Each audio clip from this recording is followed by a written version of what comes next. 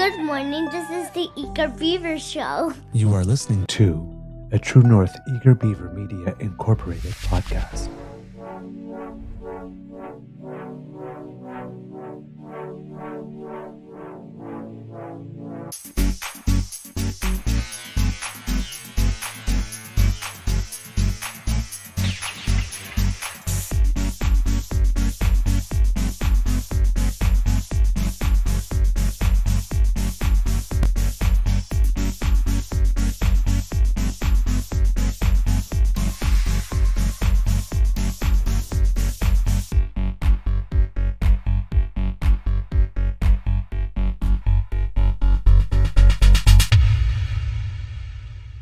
The True North Eager Beaver podcasts are proudly brought to you by our founding sponsors, the Misfit Mysteries from Corvid Moon Publishing, your source for science fiction, fantasy, and cozy mysteries featuring a broad diversity of characters, CanadianTarot.com, your uniquely Canadian online eclectic tarot community, and the Peppermaster, hot pepper sauces made from farm-fresh ingredients to thrill your taste buds and expand your mind.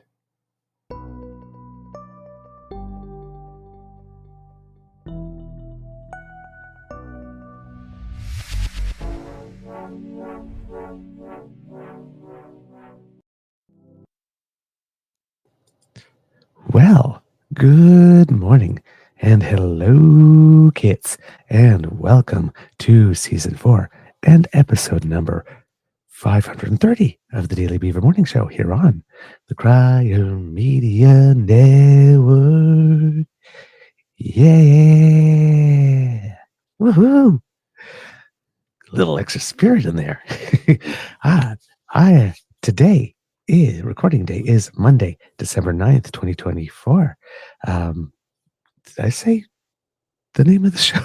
I don't remember. I got a little excited there when I got into the song. Yes, I did. And it is, I can't tell what kind of a day it is actually at the Beaver Lodge because it is still so dark that there's nothing coming through the curtain. Like no light at all.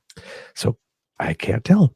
I'm your host, the Eager Beaver, pronouns he, him, hey, Mr. Beaver A. And with me, as always, is my good friend, Mr. Grizzly. Of course, a big thank you goes to our podcast founding sponsors, the Peppermaster, the Misfit Mysteries from Corvid Moon Publishing, and CanadianTarot.com. By the way, if you're looking for some really good and unique and tasty Christmas gifts, please take a little visit to the Peppermaster's website, and maybe you will find something for everybody to love there. Just a little plug there because they've been very good to us. And we didn't actually coordinate a Christmas campaign this year, so figured I'd just mention it if you're looking for some gift ideas. All right.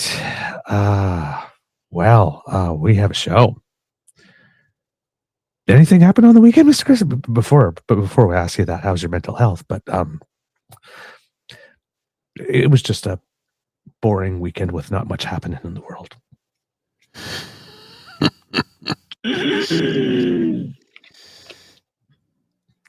How is your mental health today, sir? Actually, it's not too bad right now at the moment, to be honest with you. I think I'm doing good. I've got had a brief bit of extreme anxiety last night, but I'm good now. I've just, when you start to think about, okay, I've got a deadline today that I have to hit. There's no money coming in, and the money is dwindling fast. It's like, ugh. But it's like, chin up. I'll finish this. I'll get this deadline reached. I'll finish this book. I'll reach out to shared services, which I'm not looking forward to, so that I can get my EI until I can find employment that pays. Yeah, it was a bit of a rough night, but get through it. I'm sorry to hear that, my friend. That's okay. We had a really interesting weekend. We were supposed to go to Toronto to go see my nephew play in a volleyball tournament and to see my niece, who is taken to the stage and school where was doing a version of Oliver Twist, and she was in it. So I was planning to go and cheer for Marco, and then get some flowers to be ready to give them to Kiki and let them know both how fabulous they were and a full, wonderful weekend of being with my Beaver Sweeties family, being a gunkle, which I love to do. Mm. And we started driving and we got a little bit outside Napanee, I think it was, when Alex had been noticing some stuff with the car. There was a light that was flashing on Mhm. the dashboard, and I wasn't paying as much attention to what he was saying as I probably should have, because in every couple, one person is more one thing than the other. Mhm. So I'm the way more chill one, like way more chill.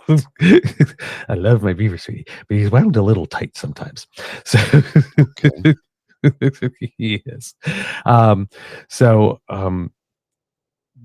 when we have a lot of our conversations start with like, should I worry about this, or it's like sort of that type of thing. So he's the worrier between us two. So there was me. I was like, "Ah, you worry about everything. It's a light goes on. Like I know anything about cars. They won't even let me drive. So, like I know how they work. Yeah, ask me for my advice. I'm helpful in this situation. Um, so, uh, so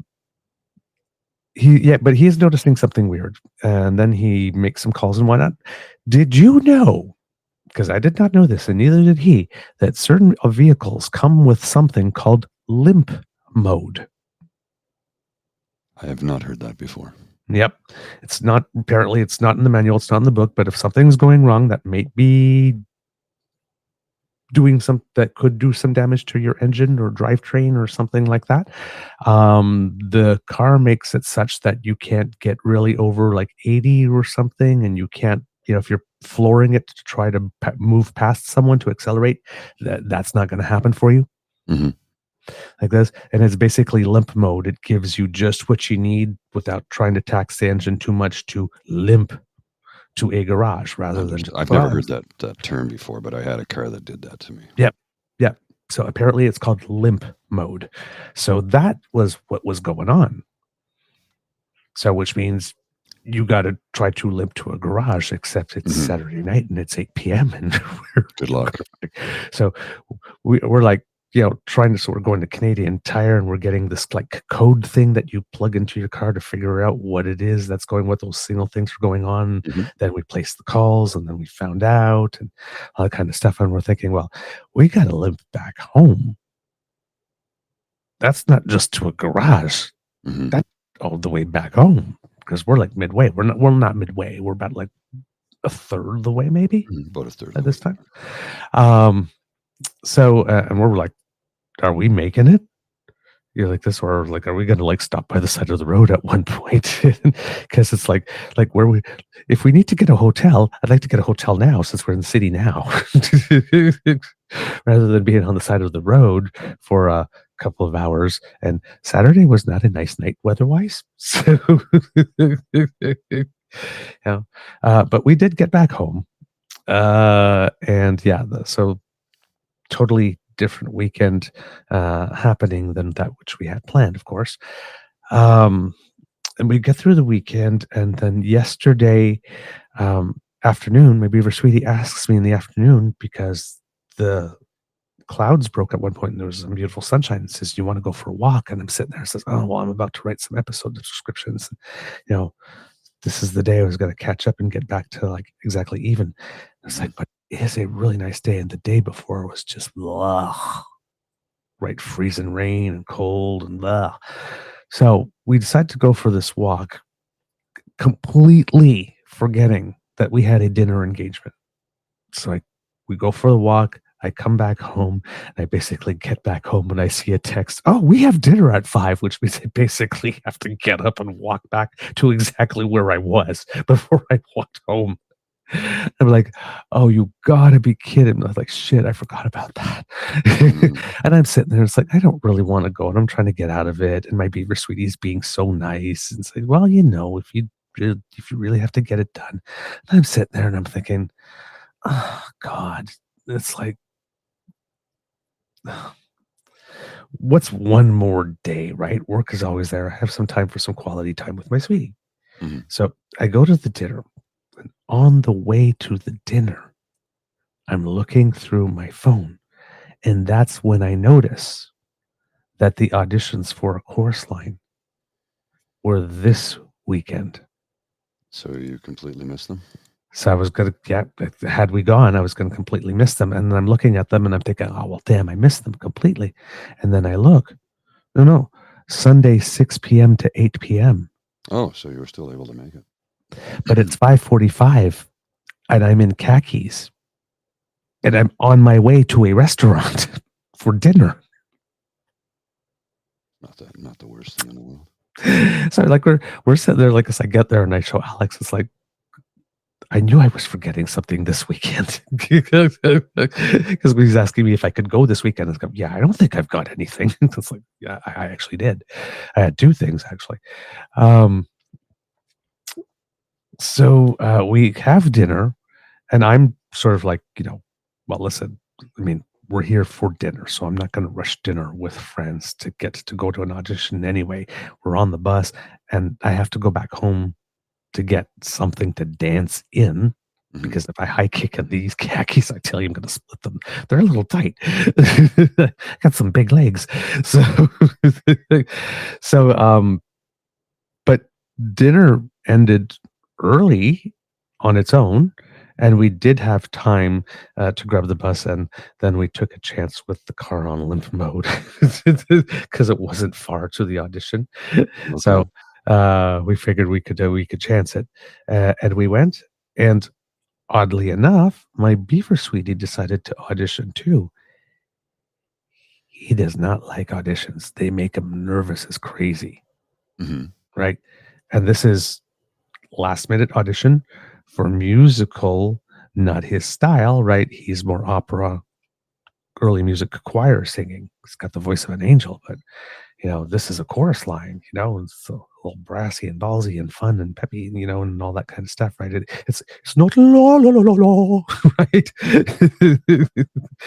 So, but he went for it, and my sweetie is not a natural dancer, which is fine for a chorus line because in the opening scene, right, there are people that get cut, right? So he really went for it. Oh yeah. Like he really went for it. I'm like, we're in the dance portion like this, and I'm watching it. Like he's going for it, and it's like, and he's got no training like at all.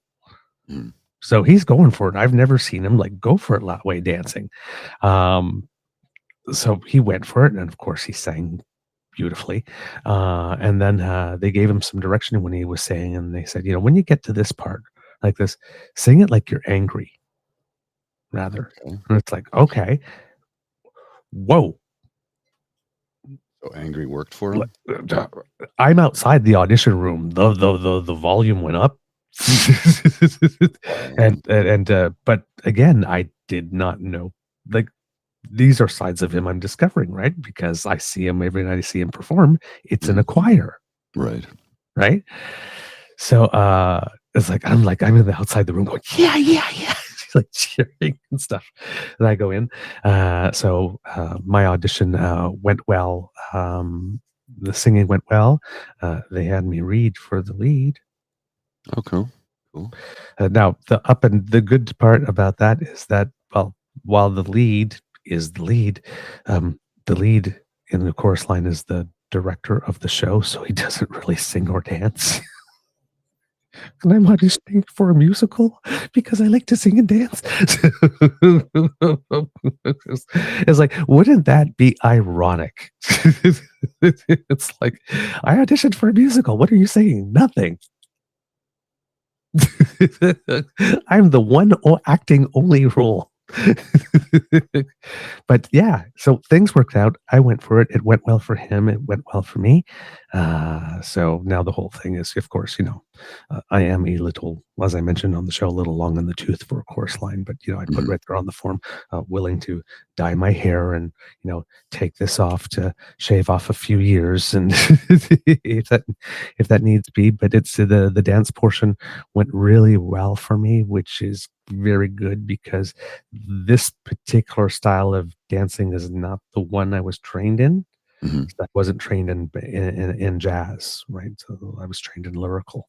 Um, but I did very well, especially since it's been 30 years since I've danced anything remotely jazz. So, Oh, that's cool. uh, yeah.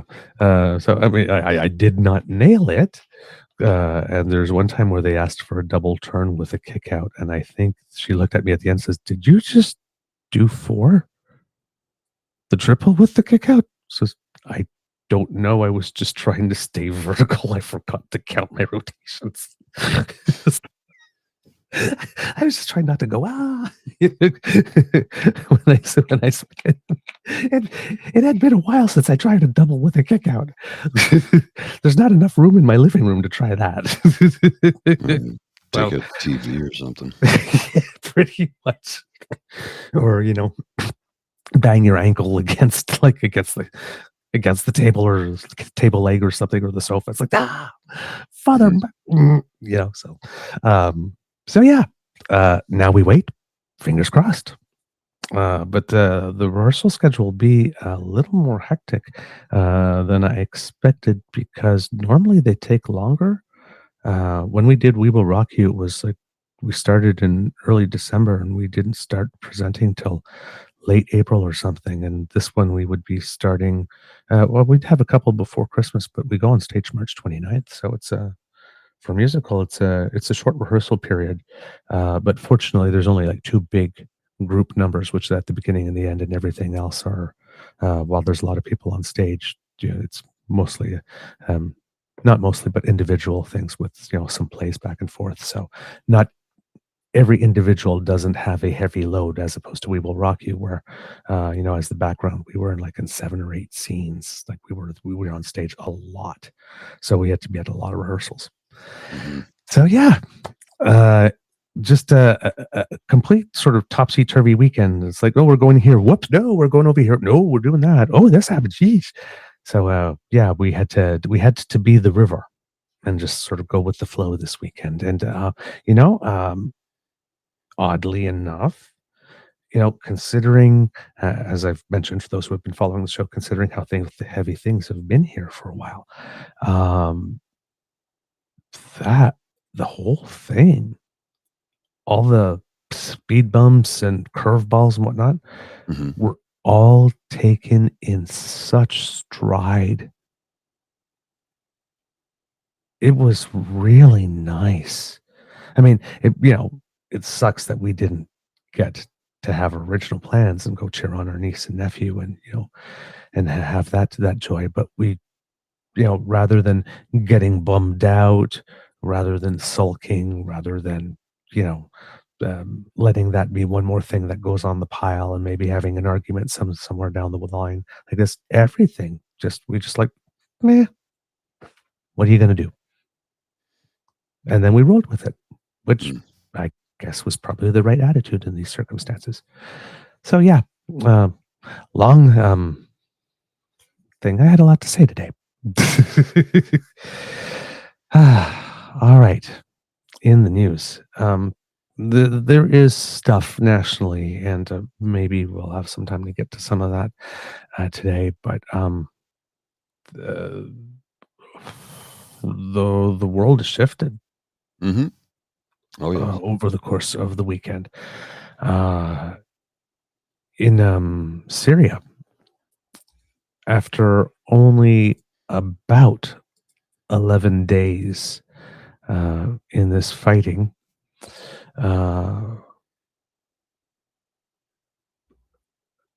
the regime of Bashar al-Assad, the regime of the al-Assad family, because they've been ruling for over 50 years, I think since 1971 or something. Mhm. I heard on the news, um, is over. Yeah, Just, he's taken asylum in Moscow, which is no surprise because yeah. Russia backed his, civil war. Yeah, So, and last week we were reported that all his family, except him, were probably already there, yeah. according to a reporter in Kyiv. Uh,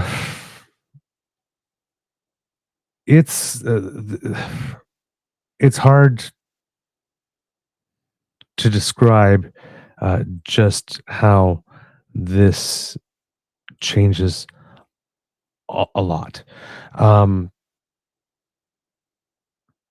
Because Russia's involved, Iran is involved, Israel is involved because it shares a border with Syria in the Golan Heights area. That was an area that Israel took from Syria back in 1967 during the Six-Day War.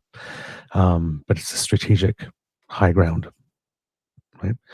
So Israel has mobilized troops to the border and a little bit beyond to make sure that there's nothing that happens, and is making some strategic sites on sort of ammunition sites or whatnot to make sure that some weapons don't get in the wrong hands, but they're not planning at the moment to get involved any more than that.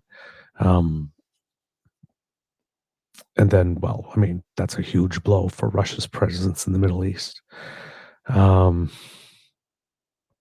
Iran's embassy in Syria has been taken over by rebel forces, and Iran is already weakened. As we already mentioned, with Hezbollah, they told them to take the ceasefire deal. I'm sure Iran is probably, like Hezbollah the other day said, we're going to stick with you, Syria, ... as much as we are able to. Mm-hmm. We have no more rockets. So Iran really can't do much at the moment. So it's kind of an interesting thing, if you're talking about strategy. These rebels in Syria picked a moment where Iran was somewhat weakened and otherwise occupied with what's going on with Hezbollah and whatnot. Hezbollah was weakened and otherwise occupied with what was going on in Israel. And Russia is otherwise occupied and very weakened and depleted with what's going on in Ukraine. And said, what? This might be a moment. Al-Bashar's friends are kind of busy with other calls at the moment. Could you? It's sort of like the geopolitical equivalent of Bashar al-Assad is like on the phone, and it's like, hello, your call is very important to us, but we are busy in Ukraine and we are busy in Israel. But if you'll just hold the line, one of our agents will get back to you as soon as possible. Your estimated waiting time is 6 months. Right? I mean, well, so this individual who brought about the fall of the Assad regime, the Assad dictatorship, the brutal dictatorship under Assad. On Friday, a friend of mine was telling me that he'd come out and said, we need to learn to live together. Which means that he, I think, wants peace. I mean, legitimately, I believe this man wants peace. Maybe I'm wrong, but as I understand it, he wants peace. And of course, Israel just went ahead and bombed Damascus about 2 hours ago. Because they said it was a preemptive strike on a chemical weapons plant or something. Oh, you gotta fucking be kidding me. No, I'm not. I'm just trying to bring up the story here. See, because where I was going with this, because you mentioned something, was like, but whether they can be of their word on that, again, trust but verify, right? When the Taliban retook control in Afghanistan. They didn't say they were going to do what they are doing now. That wasn't the initial face that they presented to the world. So, and we knew it wasn't going to be great to start with, but, everybody thought, whoa, it was like, not even women's voice. They can't even talk to each other now. Like, nobody thought that it was going to go even that as terrible as we thought it was going to be. I don't think anybody had that one on their bingo card. So, President Biden said the United States is monitoring the situation closely. Basic boilerplate statement. Trump is, the United States should have nothing to do with it. This is not our fight. Let it play out. Do not get involved, which in this case might ironically be not the dumbest advice. Unfortunately, the United States is somewhat already involved. There are 1,000 American troops in Syria already. The U.S. has been involved since before Trump's first term. And during his term, Trump did make a series of moves that shaped the U.S. involvement. So it's not like he completely stayed out of it either when he was up there, even though his overall policy isn't supposed to be non-interventionist and isolationist. According to You have this, something? Yeah. yes, this is from Mideast Eye. I'm not familiar with them, but it's just coming out now. Israel bombs 100 targets in Syria. Assad flees Damascus and given asylum in Russia. Israeli tanks advance deeper into Syrian territory as Tel Aviv bombs 100 sites across the country. War Monitor says 910 killed, including 138 civilians since Syrian rebel offensive. Egypt condemns further occupation of Syrian lands by Israel. It's just like, really? I know. Did you have to, like, really? Yeah, I know. Like, I understand, right? They're taking out weapons things, but I thought they would be like around the border with like this, not like fly right into the capital. And it's like, my God. Mm-hmm. Yeah. Yeah. That man. Nobody can get. You can't. It's like, let it play out for a few frickin' days. Mm-hmm. No, they said they're He didn't even give it a chance. No, they said they're going to be preemptive strikes because it's a possible chemical weapons plant, 100 sites. Like, man, I get it, but anyway. All right. So the situation is very. Pardon, Mr. Grizzly? Those poor folks, man, they just can't catch a break. I know. So the situation, and here's the thing. Sorry, before I move to the situation is very fluid at the moment. There are multiple rebel groups in Syria, right? There's not just this one, TSH that they're calling it, which is currently declared an official terrorist group by the UN, the United States, I think the UK, Canada, many other places, certain countries like the UK, for example. If they want to deal with them, we'll have to actually change some legislation, right, to be able to do that. So, I mean, these are not based on what we know of them, typically good guys. Traditionally, right? They were associated with Al-Qaeda. They broke away, formed something called al-Nusra, and then something else happened. The question becomes is whether all these multiple rebel groups, and it's an absolute maze of groups, are going to work together, or will they start fighting each other? Now, there seems to be talk at this moment of working together, like Mr. Grizzly says here. Al-Golani is quoted as saying, "This victory, my brothers, is a new chapter in the history of the entire Islamic nation. It's a turning point for the region. The group he leads is and he says that said something without wanting to build something without vengeance coming up. So he's talking about rights. He's talking about wanting a democratic system. So this is al-Golani, who's the leader of this TSH group. So saying the right things, but how does that survive first contact? So, and how much do they really mean it? So, but at the moment, the vibe that they seem to be giving is that they do want to create, while probably an Islamist state, somewhat democratic, I guess, a la Turkey, where the various factions could have some representation rather than fight.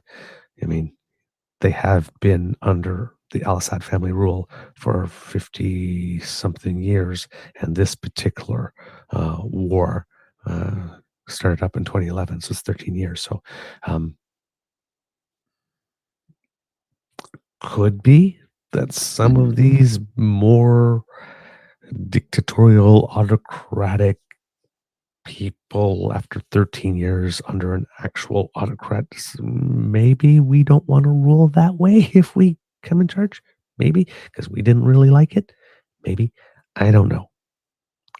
But we're in an interesting part, I guess, and I got into a couple of debates and I watched a few where somebody's going like, well,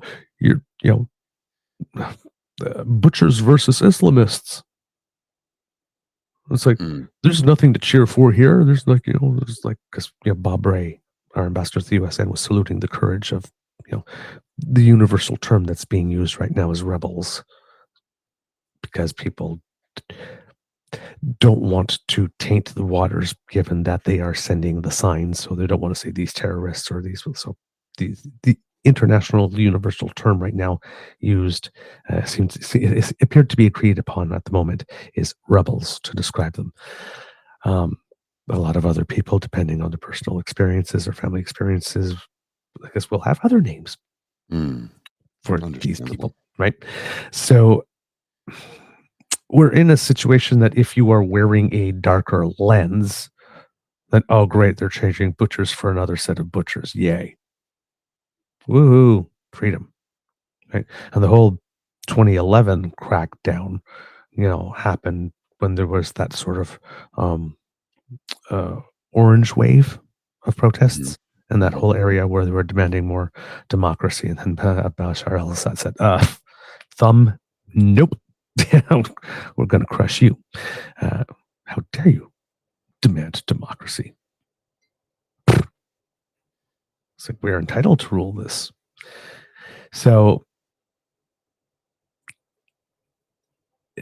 the conditions are ripe for that to happen this time around, just like the conditions are just as ripe to, we're just going to write another chapter of the same old story, except with different leaders and different rebels. Eventually. So this could go either way at the moment. But at least the leader of the more dominant of the rebel groups is showing some signs. It would seem that given that Iran can't really get involved so much right now, and neither can Russia, because there's this thing called the Doha Forum that was taking place in Qatar, and the Qatari Prime Minister had a couple of words to say on the mic about the situation there that probably would not have made Iran and Russia happy. And Iran and Russia were talking to Turkey, Erdogan, and sort of saying, basically, Turkey, do something. And on this file, Erdogan is not with Putin or the supreme leader in Iran. There are some Kurds, Syrian Kurds, in the east, because what happened over the course of the weekend is that movement from the northwest was joined by a movement from the south that was coming up and a movement from the east. So what was happening is that all the areas that were, there was going to be, when all those territories were joined by those various rebel groups, the portions of Syria that were controlled by the al-Assad family and the Alawite sect would not be able to be connected together, number one, and they would be encircled. So if Homs was to fall, then they're getting to the outskirts of Damascus, and if you're isolating people on one side towards the Mediterranean coast, that's where a lot of the Alawites are, and where all the Russian naval and aerial support is. And you can't get out. And they're controlling the major airport in the area, and they're controlling the major industrial portion of the area.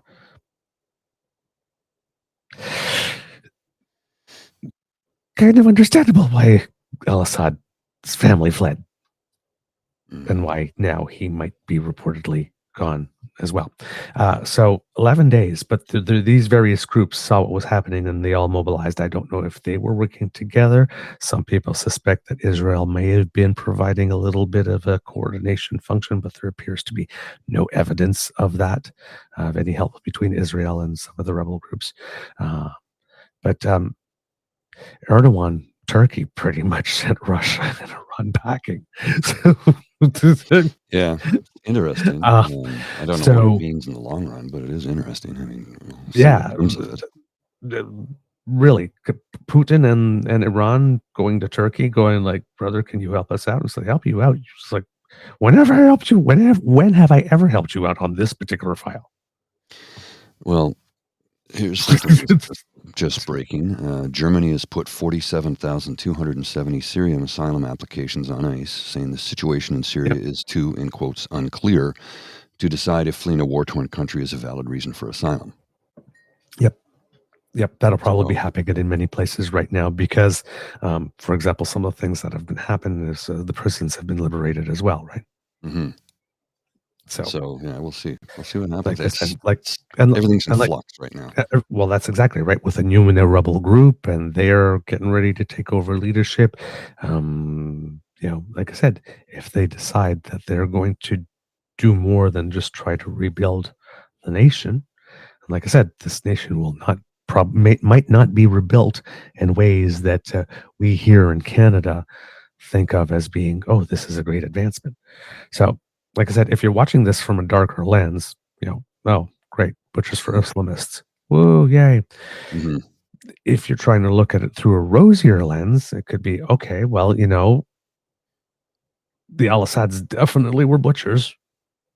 I mean, accused of using chemical weapons against their own people.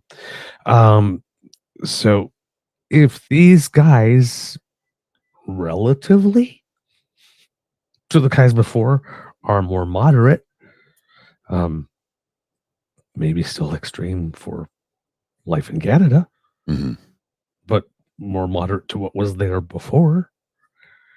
Well, and let's say they get a little out of control and people rise up again because they see it work again, and then the next group comes is a little more moderate until eventually over time, maybe. Like I know I'm grasping here, but it's like if we're going to poo-poo on everything right before it starts, right? Well, let's give it a chance, right? See what happens. Maybe they are sincere. Like, and when you're choosing between two devils, if one is not as bad as the other, yes, it's still a devil. We're not happy, but it's better. Well, you know what I mean? I understand that there's not that this could be a situation where it seems like there's not a lot to cheer for, but there are people saying the right things. Whatever happens there is not going to be Western style. Mm-hmm. That's not the thing, right? It's like how much choice the people are going to have in formulating the choices they will have to choose from as to how they'll govern themselves or whether or not that will be imposed kind of matters in this. It's like if these rebel groups just turn around and says, well, this is the way it's going to be, and now we've changed one set of impositions for another set of impositions, and you don't get a say. Not as good. If there are some negotiations between all these rebel factions, and there are countries like, again, Turkey is willing to play a leadership role in there, says, hey, if you need some support, some assistance, for the capacity building to do that, we're here. Well, you never know. And Turkey has, for all its up and downs, has managed to run an Islamist democracy. So Turkey was a secular nation for centuries. Yes. Now it isn't. But now it isn't. And a lot of Turks are leaving because they don't want any part of that. Yeah. I just read here something that I just learned a moment ago. This story's from 19 hours ago, but I'm just learning about it now. So we know Israel bombed Syria yesterday. They also bombed Gaza and Lebanon. So they just Netanyahu is creating a situation for the citizens of Israel where they will have no safe harbor anywhere. He's really creating a problem for the people that live there who want no part of it.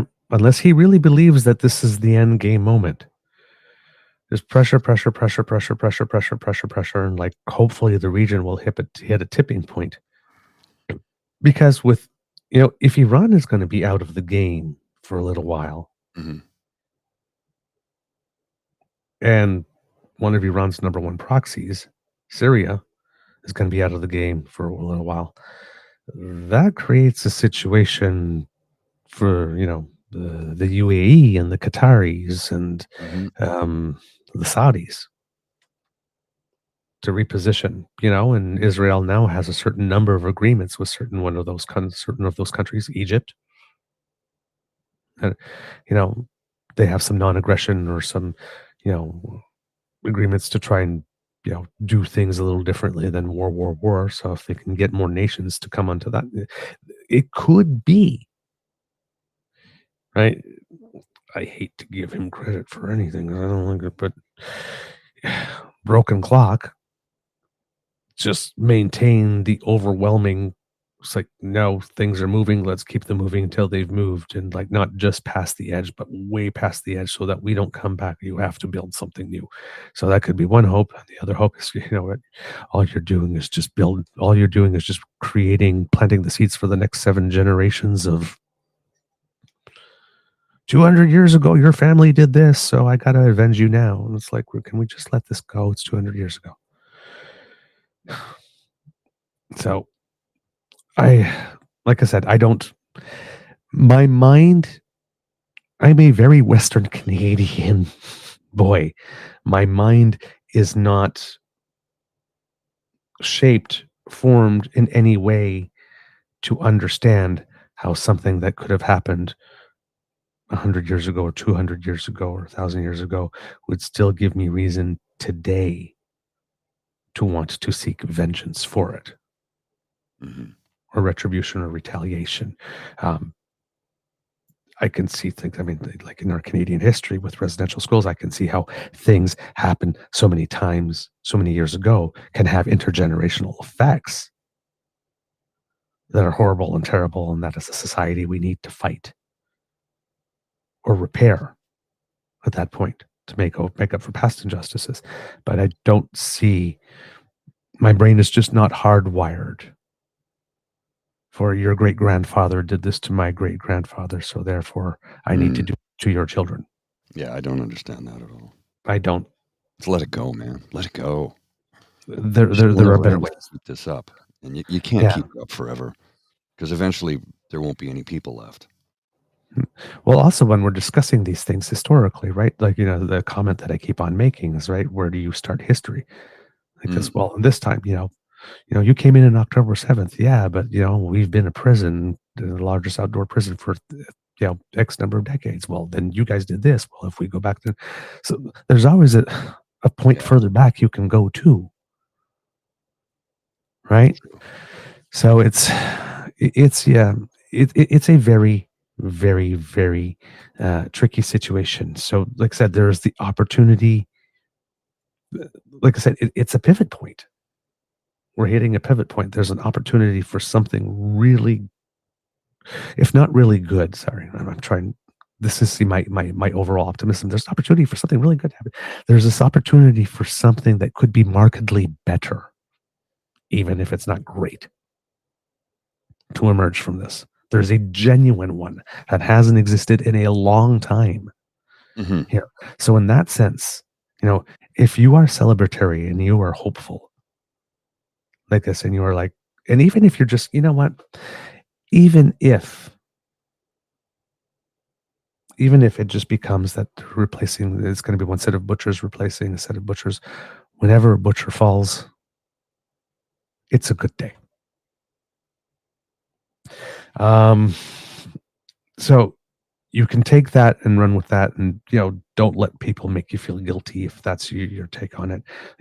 But yes, as we mentioned, there's so much history and there's so much involved, and so many things have gone so bad for so long that it's easy to be just hardwired and programmed. That's like, oh, so what? It's just going to go to pot again, like it does every time. Well, they just gotta get it together or whatever, right? Like that attitude that people have. You got to keep hope alive, though, because if you give up hope, you've lost everything at that point. That's exactly it. You got to hang on to hope. And I know it's difficult in times like this, but you absolutely have to, because once you give up hope, that's it. You've given up everything. You've given up your will to live. And hope is what keeps people alive in many cases. Now, I understand that hope can also be poisonous in many instances, because there's false hope. And exactly. Sometimes you need to be a realist.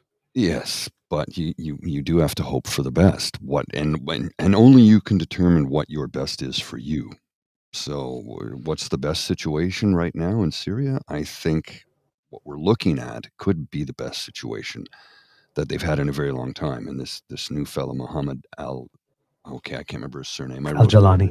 Thank you. Abu Muhammad al-Jalani. Thank you. I think, from what I've read about the man, I think he's probably the best choice in this situation to rule the nation, because it looks like he's going to become the ruler in power for the time being, until they can probably get themselves set up to have an election. Who knows? But he seems to be the one who actually does want peace. He wants to live together. He says, look, we're all in this part of the world together. We have to learn to live together. We have to learn to get along.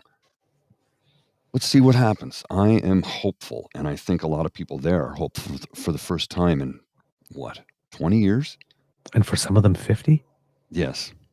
If they lived under the thumb of his father? Well, and how long has the Civil War been going on? 10, 12, 14 years? Since 2011. Yeah. 2011. There you go. Yeah, well, the 13 years. democracy protests happened in 2011. They were crushed, and then the Civil War started in 2012. There you go. So 12 years they've been under the, in the middle of a civil war, people losing their lives.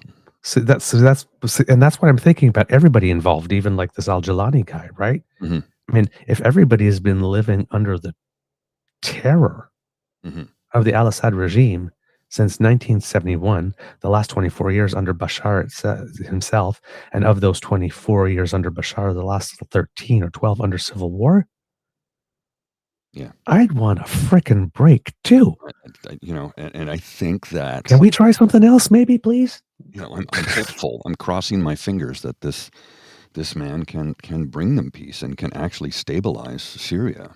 I've had friends who were stationed in Syria a number of years ago, and they said they absolutely loved it there. The people, wonderful.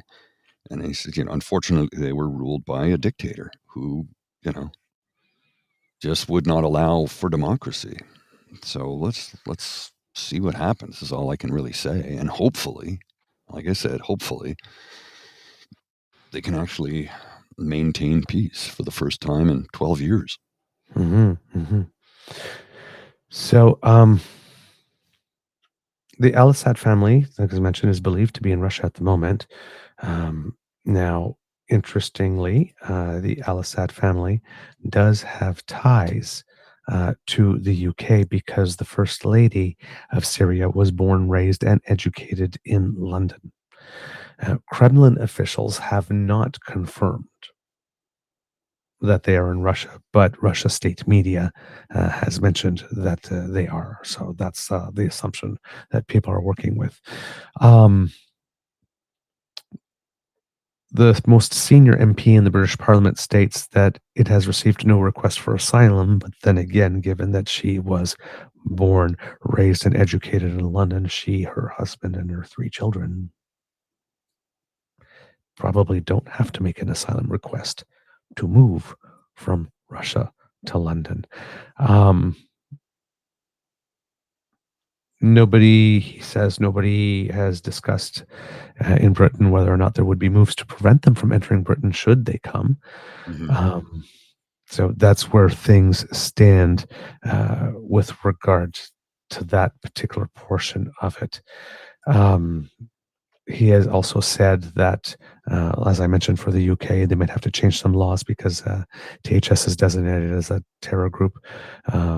The senior MP mentioned the leader of that group has distanced himself in a way from some of the things that have been said in the past.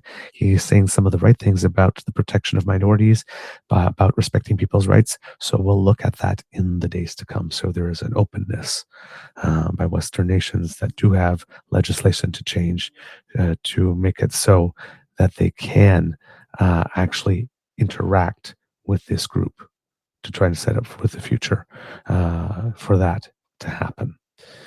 So that is positive.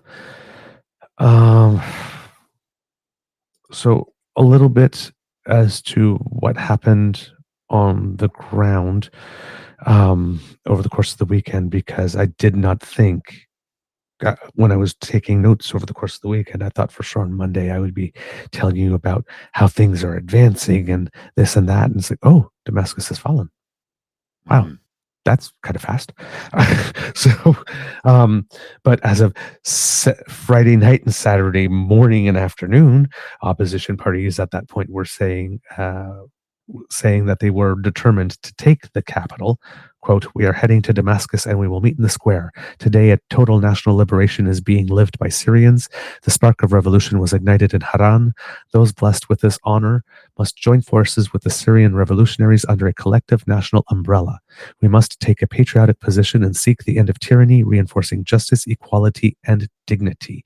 Now, during the report, that quote was unattributed, but I would assume that this is Abu Mohammed al-Golani who said this. So again, we must take a patriotic position and seek the end of tyranny, reinforcing justice, equality, and dignity. Okay. Sounds good. Let's hope it. The Syrian rebels had captured the city of Hama, and they were entering Homs, and they were closing in on the outskirts of the capital of Damascus. Inspired by the success, another group of rebels, as from the south this time along Syria's border with Jordan, was making their way to the capital, creating the possibility for what's called a pincer movement, which was what would lead to, as I mentioned, to the sections controlled by the Alawites being cut off from each other. Those groups in the south took the city of Dura pretty fast, and it was Dura was symbolically important because it was the birthplace of the uprising against the regime back in 2011. So the pro-democracy orange movement started in that area back in 2011. So when they saw this happening, it's like, guys, we need to get in on this. So the border with Jordan was closed over the weekend, of course, because the Jordanians wanted to make sure that they were kept safe as well. As we mentioned earlier on, there were Syrian Kurdish forces in the east that were moving in, and they took down the Syrian government in the city of Ezor. So in this context, with all of that happening, if Homs were to fall, that would have been the tipping point event for the battle, letting know that Damascus was definitely going to fall, which was probably around the time where the Syrian government put out a statement saying that Assad hasn't fled, though people saw him.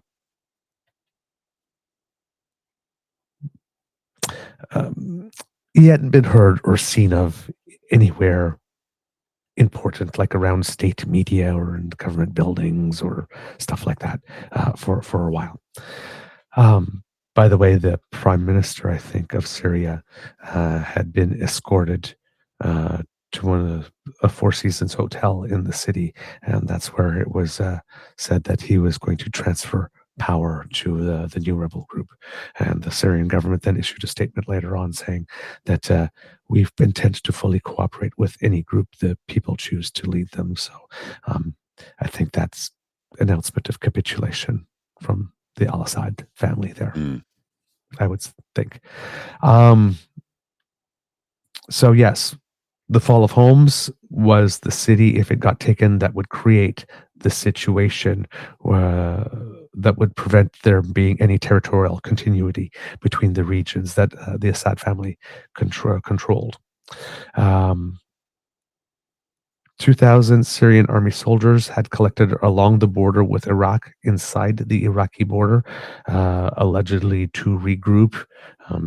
Don't think that that's going to happen now. According to the Syrian Observatory for Human Rights Monitoring Group, Syrian and Russian forces withdrew from a region near the Israeli-controlled Golan Heights, and Syrian forces swept into the area. That's why Israel sent troops to the Golan Heights to perform training and rapid deployment exercises, as well as to reinforce the border zone with Syria. And as we learned this morning, take out some ammunition depots. And now, as Mr. Grizzly mentioned, even into Damascus, taking out allegedly chemical weapons depots. The Russian government, over the course of the weekend, had told their citizens to go. Iran, which had pledged support to al-Assad, had told the military personnel based in Damascus to leave over the course of the weekend. Those were a couple of signs that Damascus was probably going to fall. The Russian Foreign Minister, Sergei Lavrov, and I know we're not supposed to comment on looks, but the physical embodiment of the saying, hate rots you from the inside. Mm-hmm. He labeled opposition fighters terrorists and saying their capture of territory was illegal. Not that we care what that dried up bitter old prune has to say. Suck on it. The Syrian president. Sorry, you lost. So yeah, like I mentioned at the Doha Forum, the foreign ministers of Iran, Turkey, and Russia were meeting on the sidelines, so it wasn't part of the main forum. These were sidebar discussions and whatnot to try to discuss the situation in Syria. It seems that over the course of the weekend, more parties got involved in this discussion as they realized that things might be changing a lot more faster than we thought they were before we showed up for this part of this Gab Fest over the course of the weekend. So yes, as I mentioned, they were trying to convince Erdogan to stop the progress of the rebels, but Erdogan had already stated publicly that he was very much in favor of the rebellion progressing without incident in Damascus. And one final note on this. If you're having difficulty understanding celebration by the Syrians themselves, because it's like, you've got the darker lenses on. It's like, what are you celebrating for? You're just trading butchers for other butchers. Under the recently shootout dictator, an estimated 500,000 Syrians have died in the conflict since the civil war began.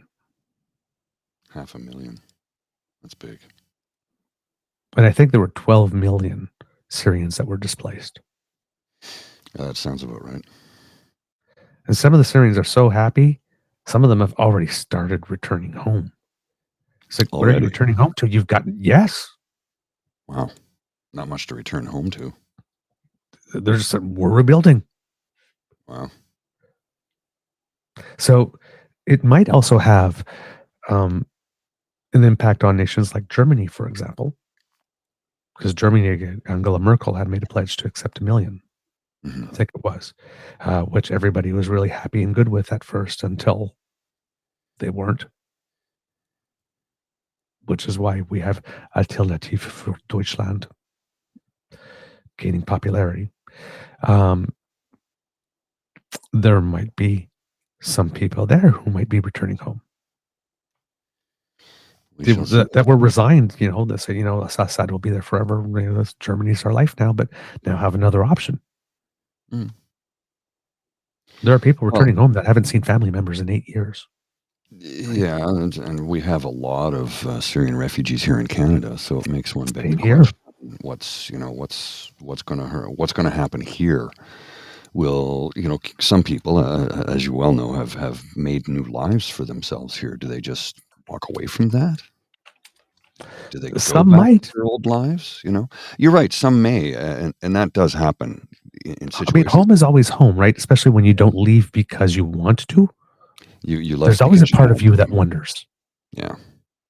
So I hear you. Right. I mean, I think for myself, if something ever happened here and it's like, whoops, okay, hello, Norway, here I come. And then 15 years later, it's like, yeah, it could be. I mean, I could say, well, you know what? I've got a life here. And all my friends here now. This is, I'm Norwegian now. Right. Oh, wait a minute. Whoa. I thought I was going to be Norwegian for the rest of it, but I have a chance to be Canadian again? Oh, wait a minute. I'm going to think about that. Yeah. So it's right. I can see that going on in people. I can see how that situation could happen relatively easy. Now,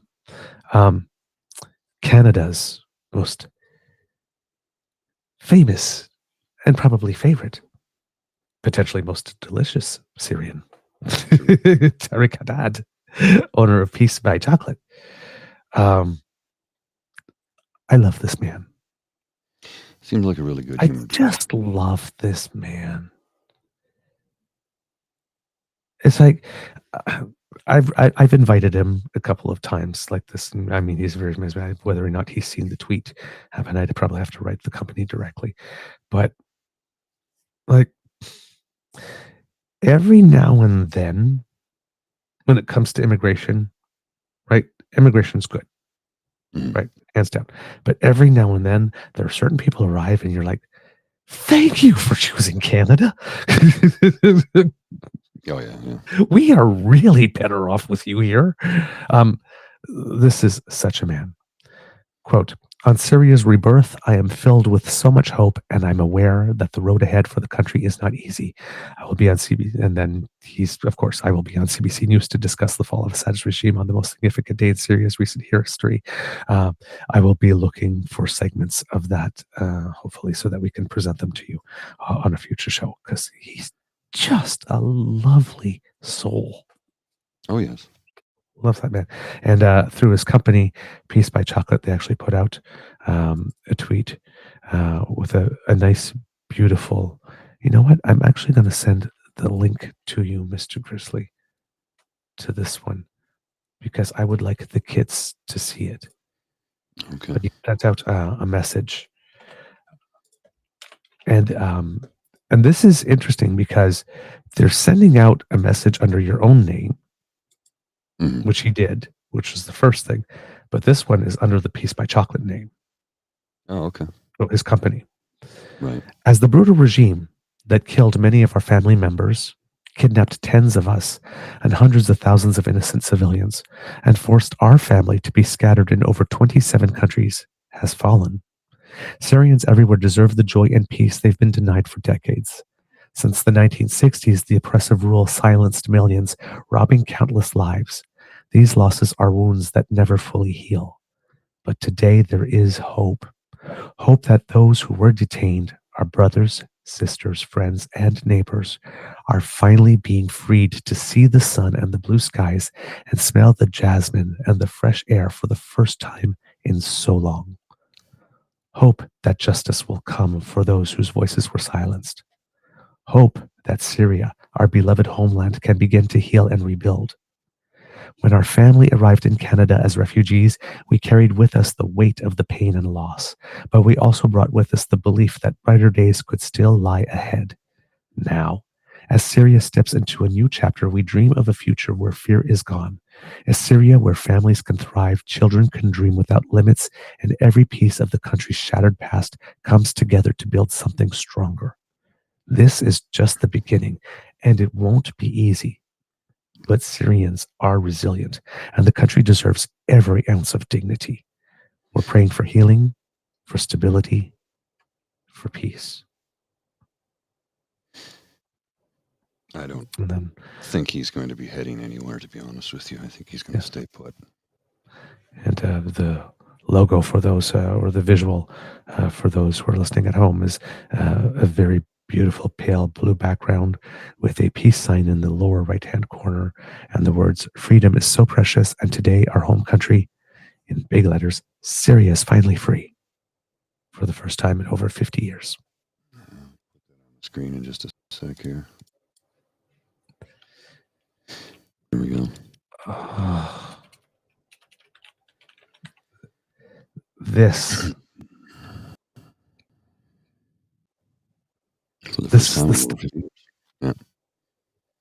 is the stuff, this feeling right there that this guy, Tariq Haddad, and the people from Peace by Chocolate, it's like, that's the feeling, that's the stuff. Well, let's why. That's one of these reasons why I love politics and democracy. Because stuff like this can happen. Sorry, Mr. Grizzly, I cut you off. Let's see what happens. People are hopeful for the first time in a very long time. So, hope, like I said, without hope, you've got nothing. But at the same time, hope can be a little bit poisonous too. So let's just sit back and watch, because that's all we can do in this part of the world. And hopefully things play out for the best. We don't know. We have no way of knowing what's going to happen, but I do believe that things will improve. I do believe that their new leader, for want of a better term, because I don't know if he's going to be a president, a prime minister, or just a military junta, what the case may be. I believe he actually does want peace. I believe he actually does want to get along with everybody because he realizes there's plenty of people in this world and we can all live together if we choose to set aside our differences and look for our similarities. Something somebody said to me years ago, a dear friend said, you'll never understand my culture because you're different than me and blah, blah, blah, blah, blah. And I said, why do you say that? And she said, well, because of this, that, and the other thing. And I said, yeah, here's the thing. I've lived in those places that you speak of. I have experienced that culture firsthand. Don't tell me what I can or cannot understand. And she realized that her statement was not a healthy one to begin with, but also that I was right. Look, I'll never be French Canadian, but I've lived in Quebec. I've lived in Chicoutimi. I've spent countless years of my life going back and forth to Montreal. I understand Quebecois culture, even though I'm not Quebecois. I understand it well. I understand Newfoundland's culture. I lived there for 3 years. I lived in New Brunswick. I've lived in Alberta. I understand the different cultural differences that we have in this country, even though some of them aren't that radical. I mean, we're a big damn nation, so we're going to have cultural differences across the board. But I think living in a city, a multicultural city, like Ottawa is, it wasn't always. 30 years ago, 40 years ago, it was pretty bland. It's changed an awful lot since then. It's not as culturally diverse as Toronto is, but then again, the GTA is what, 6 million people? And it's been bringing in people for all over the world for the last 50 years. Ottawa brings in people from all over the world too, largely those who have unique skill sets, whether it's in IT or government relations or medical or science fields, because we do have a lot of those institutions here in this city. And because of that, our diverse city is becoming more diverse, and I'm thankful for it because, 40 years ago, there might have been 2 places to get a good shawarma. Might have been one good Indian restaurant. There was always Chinese restaurants. I'm saying the food has gotten much better, that it's not all whitewashed anymore is what I'm getting at. Yes. Just a couple more words on this from Tariq Haddad, because, as things were developing, he was writing. But this is another one that he wrote that I really like. As this regime finally begins to crumble, Syrians everywhere deserve all the joy and peace in the world after over 50 years of oppression and injustice. There is nothing to describe the feelings of millions of Syrians tonight and over the past week. Those who lived through the horrors of a criminal regime which killed over 600,000 people, including many of my family members. They took people from the streets, locked them away without reason, and silenced their voices forever. The pain of losing them never leaves us. But today there's hope. Hope that the people who have been detained, our brothers, sisters, friends, and neighbors, will be freed. Hope that justice will be served for those who were taken from us too soon. Hope my home country by birth can begin to heal and rebuild. When my family and I came to Canada, we carried the weight of all we had lost, but step by step we found the strength to move forward. With the help of kind people and a belief that brighter days were ahead, we built a new life. This was never easy, but it taught us that no matter how much we lost, we can always find a way to start again. I dream of a Syria where the fear is gone and people can live without looking over their shoulders. This is the beginning of a new chapter. It won't be easy, but Syrians are strong. Syria deserves a future with hope, one piece, one step, one dream at a time. And again, said, I hope those one dreams at a time all come true. Mm-hmm. Now, Bob Rae, Canada's ambassador to the UN, stated, the Syria Accountability Mechanism, based in Geneva, has been gathering invaluable evidence of war crimes and atrocities. To this can now be added more evidence that will allow a process of justice and accountability to unfold. It is both exciting and daunting, but it is a challenge that we have to meet. So they're already talking about what happens with regard to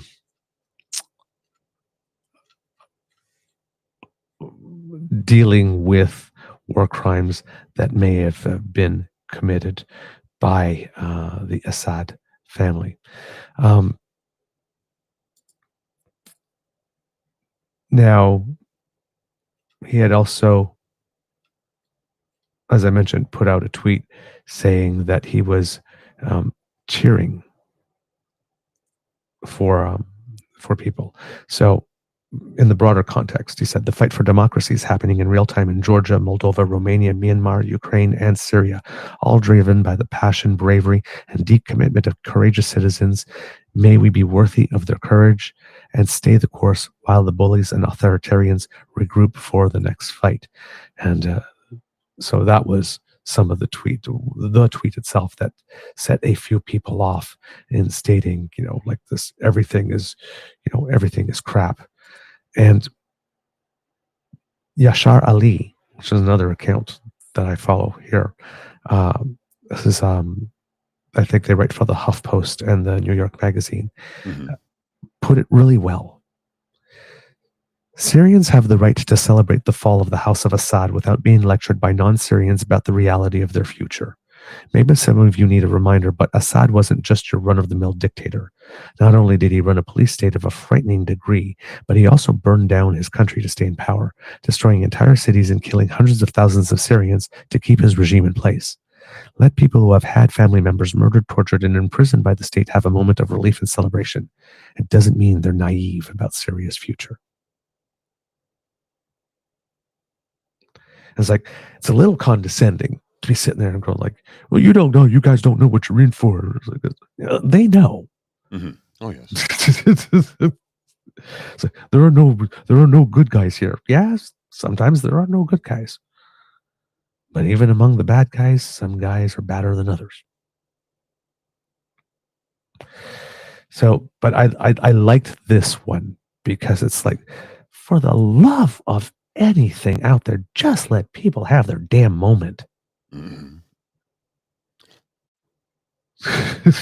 Jeez. There's always got to be one that rushes in to poop all over the party. Well, have you thought about this? Wah, wah, wah. It's like, we have tomorrow to think about that. Today, we're thinking about this because this shit is good. Let people have their moment, man. Well, it's like Taylor Swift wins the award. It's like, I'm gonna let you talk in a minute, but Beyonce, it's like, let the woman have her moment. You can make the point about Beyonce. Nothing wrong with that, but let her have her moment. She just won. It's like, but first, me. It's like, my God. Let the Syrian people have their moment. Reality will still be there. Oh, man. I tell you. All right. In other news. A really good political cartoon for you here from Michael Deatter. I'll put this on the screen right now. And for those of you listening, it's Donald Trump says Canada could become the 51st state. And to his immediate left is California, New York, Maine, and Vermont saying, not if we leave.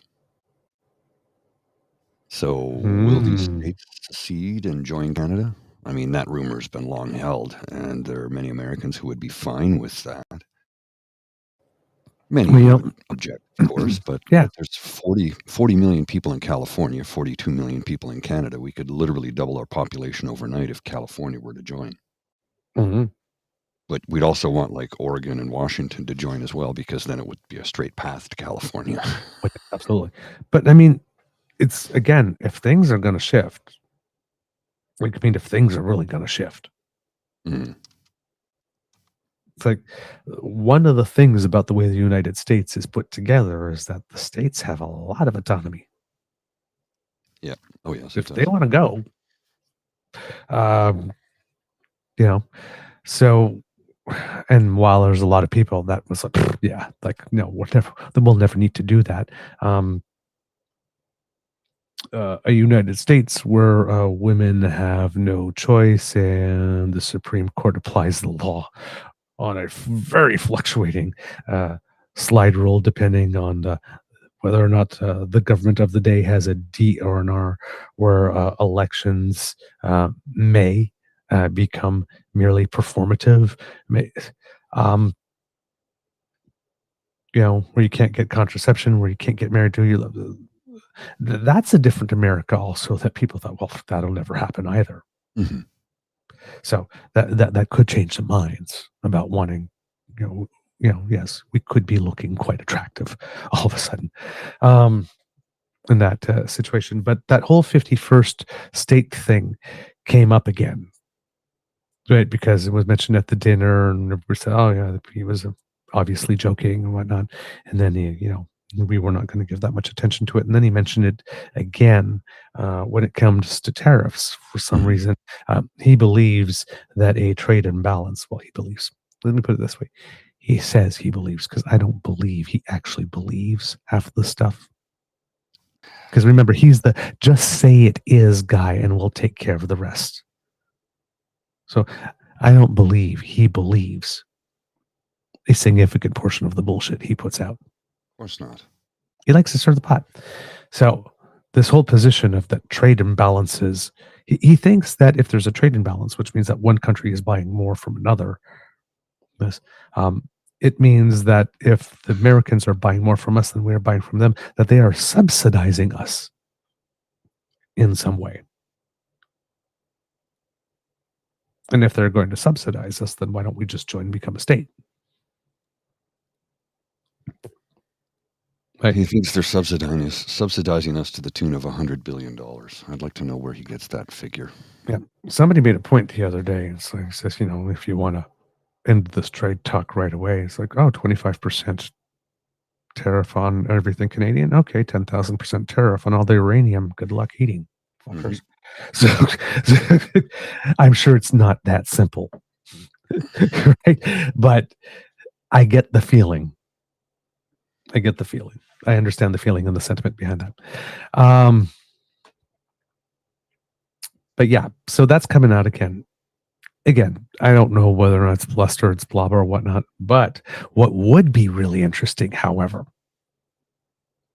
given the way that our premiers are falling all over themselves, it would be really nice. Because remember when we showed you Danielle Smith and Doug Ford's competing audition tapes for Fox News? There was one thing they had eerily in common. And when they were asked about Donald Trump's, skippy air quotes, joke about Canada being the 51st state, both their response was, oh gosh, oh that Trump. He has such a great sense of humor. Yeah, because he's really world renowned for his sense of humor. Trumple Finskin? I can't sense of humor. Joke. Okay. I would love for journalists to put a microphone up one of their two noses today and say, so, still think that 51st state comment was just a joke? Deadbeat Danny? Dev has Dougie Donuts?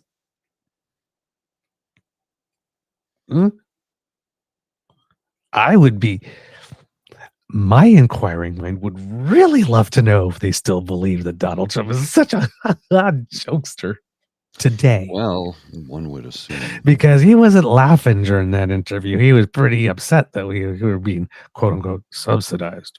Mm-hmm. Can anybody ask the painfully obvious follow-up question, please? Next time they see them? Because if I were a journalist, I would definitely be looking forward to the next media scrum to ask that specific question. Oh, yes. Have your views evolved? No big preamble. Yeah, he doesn't believe you were asked. You said he was joking. He mentioned it again. Didn't seem to be joking. Have your views on this evolved? He doesn't believe in evolution. Well, but I mean, talking about Danielle and Doug here. Because if I were the leader of a province, who thought he was just joking, and I went on the record publicly, not just in Canada, but internationally. I would probably want the word today out there not to be, he's just a kidder. See, here's the thing with Trump. He doesn't do everything he says he's going to do. No. But he does some of the things he says he's going to do. And you never know which ones they're going to be. So you have to take him seriously. You have to take him seriously. He's an idiot. He's a malignant narcissist. He's all those things. But he's an idiot and a malignant narcissist with the power of the purse of the United States behind him. Yeah. The military behind him. So you got to pay attention. You got to take him seriously. Sadly, we have to pay attention. And that's the thing with Trump. You got to prepare for 300,000 eventualities, and most of them he won't act on. But the one that he does, holy fuck, he's going to come at you. So you got to be ready for it. Shock and awe, overwhelming power, domination, right? I was listening to an interview with Angela Merkel, like just reminding of the time that he brought the dog into a meeting. She had been bitten by a dog once. They asked her, is there anything that you need? It says, I would prefer that there were, like, if there's like any dogs, I prefer there's not, because I was bitten once. The next thing you know, she's in a meeting. It's like, meet my German Shepherd or something. It's like, and she says, okay, I see what this is. Right. And she knew that in that moment, like, even though she was afraid and whatnot like this, she had to act like she wasn't, because clearly, you know. And then apparently several years later, it was like, Putin apparently in a book or something like, was like, Angela, really, really believe me, I didn't mean to intimidate you. I just wanted to show you my dog. Yeah, sure. Mm-hmm. Touch my puppy. My puppy wants you to touch it. Mm-hmm. So this is domination. The newest one is, have you seen the new handshake? No, I have not. Oh, yeah, with Macron, because Donald Trump was at the opening, well, not the opening, but the reawakening of the Notre Dame Cathedral. And I'm sitting there like, what the hell is Trump doing there? He doesn't care about church. He has a new fragrance out called Fight, Fight, Fight for men and women. So he's got to promote it. Yeah. France, perfumes. Come on. Yeah. Right? I saw cons were screaming, why isn't Trudeau there? I'm like, because he had a prior commitment here in Canada. The 35th anniversary of Polytechnique and Premier Legault was already going. It's like, for Canada. It's like we have 13 premiers for a reason and a governor general. Mm-hmm. Because amazingly, and hold on, Trudeau deranged people. It's like more than one global event or national event of importance can happen at the same time, on the same day. Yeah. They fail to understand. Why isn't he there? Why isn't he there? Trump's there. He should be there. Well, he had a prior commitment. Trump was there to sell fragrance. Yeah. And to have a pre-meeting with Macron like Trudeau had with Trump. Right. And here's the thing. I finally got some clarity on this finally. Because the invitation for the dinner happened during that first call. So when Trump put on that thing saying, hey, maybe we could do 25% tariffs, and then everybody in Canada turned around and said, 25, you said 10. 90 minutes later, Trump, let's have a chat. Well, apparently during that phone call, it was the prime minister who said, maybe we should have dinner sometime and talk about it. And it was Trump that turned around and said, how about Friday? Okay. Now Trump is on TV going, it's like, well, so Trudeau was on a plane within 15 seconds of me saying, ha, ha, ha. It's like this trying to make this. I said, come over, and I came some. But really what happened was Trudeau said, well, how about dinner? And Trump said, great idea. Glad I had it. Why don't you come Friday? And Trudeau saying, hey, if you're going to give me 3 hours of exclusive time in your ear, which we know that's the only thing that matters with Trump is either what you say while you're on TV or what you say when you're in his ear, I'm going to take it. wheels up, bitches, let's go. It's like, I mean, like I said, it was kind of badass, but that's how it went down, according to reports. This is Rosie Barton and whatnot. We're getting like the down plays now, the phone calls, whatnot. So our prime minister suggested dinner. Well, Trump said, how about Friday? Prime minister said, sure, I'll be there. Trump will take credit for things that he likes to say he invented. I remember watching an interview and he says, well, we call this priming the pump. I came up with that the other day, priming the pump. I'm like, no, you didn't. That's been around for like 200 years. I came up with it the other day. Words. I know all the best words. Such beautiful words. Tremendous words. Tariff.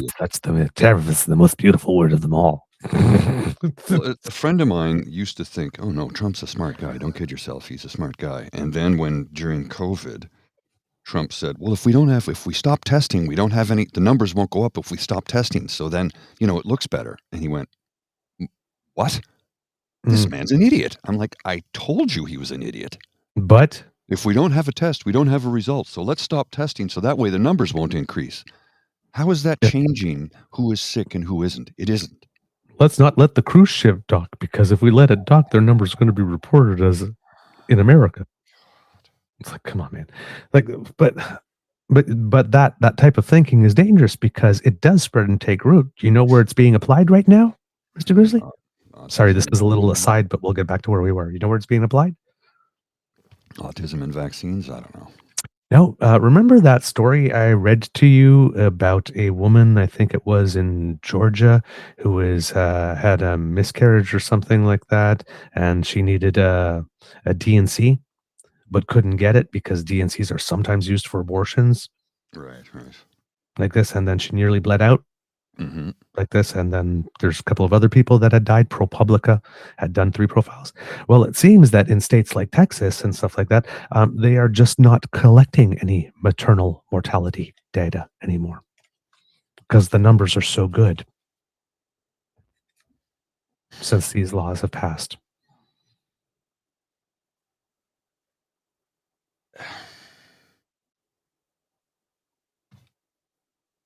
Nobody's dying. Yeah, bullshit. We know that's bullshit. What's our maternal mortality rate for the last year? You don't report on it. Me if I know. Don't log it. Don't log it. We're supposed to keep that data. Why would we keep that data? What purpose would that serve? Won't help us. They're just not collecting the data. So they die, and they don't collect the data. They just become invisible. Never happened. Because they're pro-life. As I said, these types of ideas, even when they're mentioned out loud and this, oh my God, what a freaking idiot, there's always some person back there who's thinking, who's not as much of an idiot as, hey, great idea. How could I use that? Very true. So we did keep on collecting the data about COVID. We just stopped collecting at that time. But a couple of years later, let's just quietly not collect the data about women who are dying. Well, it doesn't suit their agenda.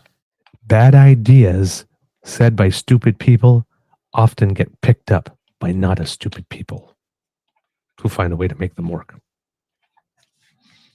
That's why I often want people to shut up. It's like, don't even put it out there in the universe. Somebody's going to run with that. Shut up.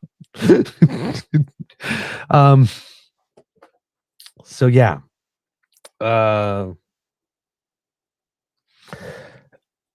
I'm not, again, another thing to destabilize us, because here we are, right? It's like we're trying to deal with the tariffs, and now he's talking about trade deficits. And it's just like, trade deficits go up and down with the value of the dollar. Mm-hmm. With needs, if the United States suddenly, I don't know, there was a project that came on, and it's like, oh my God, suddenly we need like 5 more million barrels of oil per day, all of a sudden, like this. Well, that'll change the trade imbalance. all of a sudden, right? I mean, like the employment numbers in the United States, for example, in October, were like only showed, I think, 36,000 jobs created, and people go, well, gee, normally it's like the 200,000. Why so low? Well, we had 2 natural disasters and a strike at Boeing. And didn't we lose 25,000 manufacturing jobs in the province of Ontario recently? Mm-hmm. But I mean, there are shocks that sometimes happen, right? It's like sometimes it's, oh my God, this whole village got destroyed. We need a whole bunch of lumber. Let's call Canada. Whoops! All of a sudden, you bought X number of $1 million in lumber more, hundreds of $1 million in lumber more in 1 year than you would in any other year. That'll shift a trade imbalance. I mean, the whole constant, right? But the thing here is he's got us destabilized with the first one, and we're all mobilizing. Now let's throw another thing in to make them dance to. Let's make them dance to 2 tunes at one time. So, but when he's talking, if you want an equivalent, when he's talking trade imbalance, it's the same type of stupid BS as when Alberta talks equalization. Doesn't matter how many times you tell them the equalization, no province has ever in Canadian history, even once, ever paid into equalization. Ever. No. You can say it. You can show them the documents. It doesn't stop them from saying it. They will say it anyway because it serves them. This is the same damn thing. You can tell them again and again and again and again. That's not how trade balances work. That's not how tariffs work. He doesn't care. It does not matter. The truth, reality does not matter.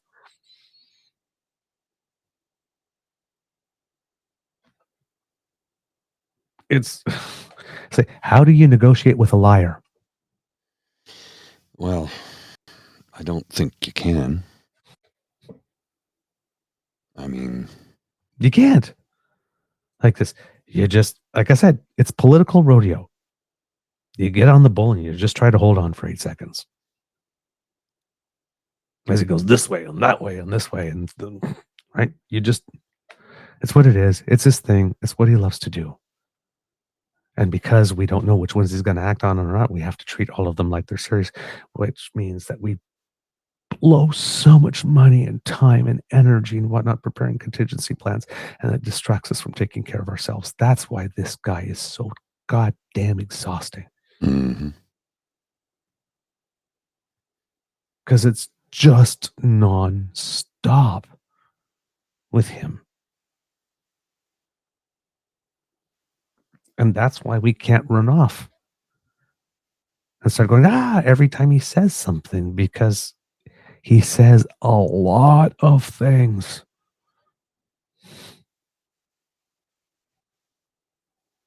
You have to take him seriously when he says something, but you got to focus on the shit he does, not the shit he says. Or else we'll never get through the next 4 years. He's just going to exhaust us into the ground. All right. Couple of other things today. There is a new report from the Canadian Cancer Society that says that cancer is costing individual Canadians billions of dollars each year in transportation, medical devices, and medication costs. Joanna Nicolau, who's one of the authors of the report, says that across Canada, patients and caregivers have spent approximately $7.5 billion in 2024 on cancer-related expenses. Quote, for the average patient in Canada, their cost is $33,000 over the course of their lifetime. The report also says that cancer-related costs are expected to grow 20% over the next decade. So we have socialized Medicare, but not everything is covered. Far from everything is covered. And given the sheer number of people, percentage of people who over the course of their lifetime acquire cancer, whether it's a treatable one or isn't, probably would be a good investment if we're talking about affordability to put some money into that. $7.5 billion. And expenses taken on by families. We're already going through a lot when there's cancer going on. You want an issue that people can vote on? There's one. Just sitting there. Other things going on here. For the first time in about 2 months, the Conservatives will get the chance to make the case for why the Prime Minister and his government no longer deserve to have the confidence of the House of Commons, courtesy of the ruling made by Speaker Greg Fergus earlier this year that has put the ongoing privilege debate on hold for the next 4 sitting days to allow MPs to wrap up the current supply cycle. So there's probably going to be some debate about that. The supply motion, the estimates, when they do happen, are a confidence vote in and of themselves. So it is an opportunity for the Conservatives to try to bring the government down. Of course, the NDP has stated that it is not going to happen. According to iPolitics, they say that if they survive this final full week of the fall sitting, he and his fellow frontbenchers can at least take some comfort in knowing that if they can make it to Wednesday without coming out on the wrong side of a non-confidence vote, they should be clear to finish out the final stretch with little risk of being forced to make a last-minute detour to Rideau Hall before the holidays. As of right now, the end-of-year supplementary estimates are now on track to get the green light from the House of Commons by close of business on Tuesday, which will also mark the end of the current supply cycle. And as per long-standing parliamentary protocols, it is automatically designated a question of confidence, although not the only one that the Liberals will have to survive over the next 2 days. This afternoon, MPs will vote on a Conservative-initiated motion that doesn't just call on the House of Commons to withdraw from the government, but incorporates the very same words employed by New Democratic leader Jagmeet Singh when he announced his party would be pulling the plug on its supply and confidence deal with the government in August, which is all but guaranteed to go down to defeat. The party have made it clear they're not going to play, quote, Poilievre's games, as Singh told reporters last week. So there will be confidence votes on opposition day motions, and of course the estimates will be a confidence vote itself. So there might be 2 or 3 opportunities here between now and Wednesday. All of them are indeed. Now, the other thing that is happening is that the finance minister is supposed to deliver the fall economic statement. So Pierre Poilievre changed the channel the other day from the fact that his last few sorties haven't been all that great for him. Stood up to a mic. Say the least. And, sorry, let me put it this way. Let me put this way. Came down from the stairs of Parliament, Pierre the Magnanimous, to belly up to a microphone and cameras and pronounce that he, and he alone, by his grace alone, would allow the filibuster that he has put in place to cease for totality of 2 complete hours, so that the Minister of Finance may have the opportunity to present in the House her fall economic statement, during which she will tell us for sure how it is she blew past all the guardrails that she had set up for herself in the previous budget. I will allow you the grace of 2 hours so that you could come into the House of Commons and face plant and curse plat. I am so magnanimous. Yeah. Christopher Freeland told him where he could stuff that. The thing about the fall economic statement is that it doesn't need to be delivered in the House. There's like no law whatsoever. You could deliver that from anywhere.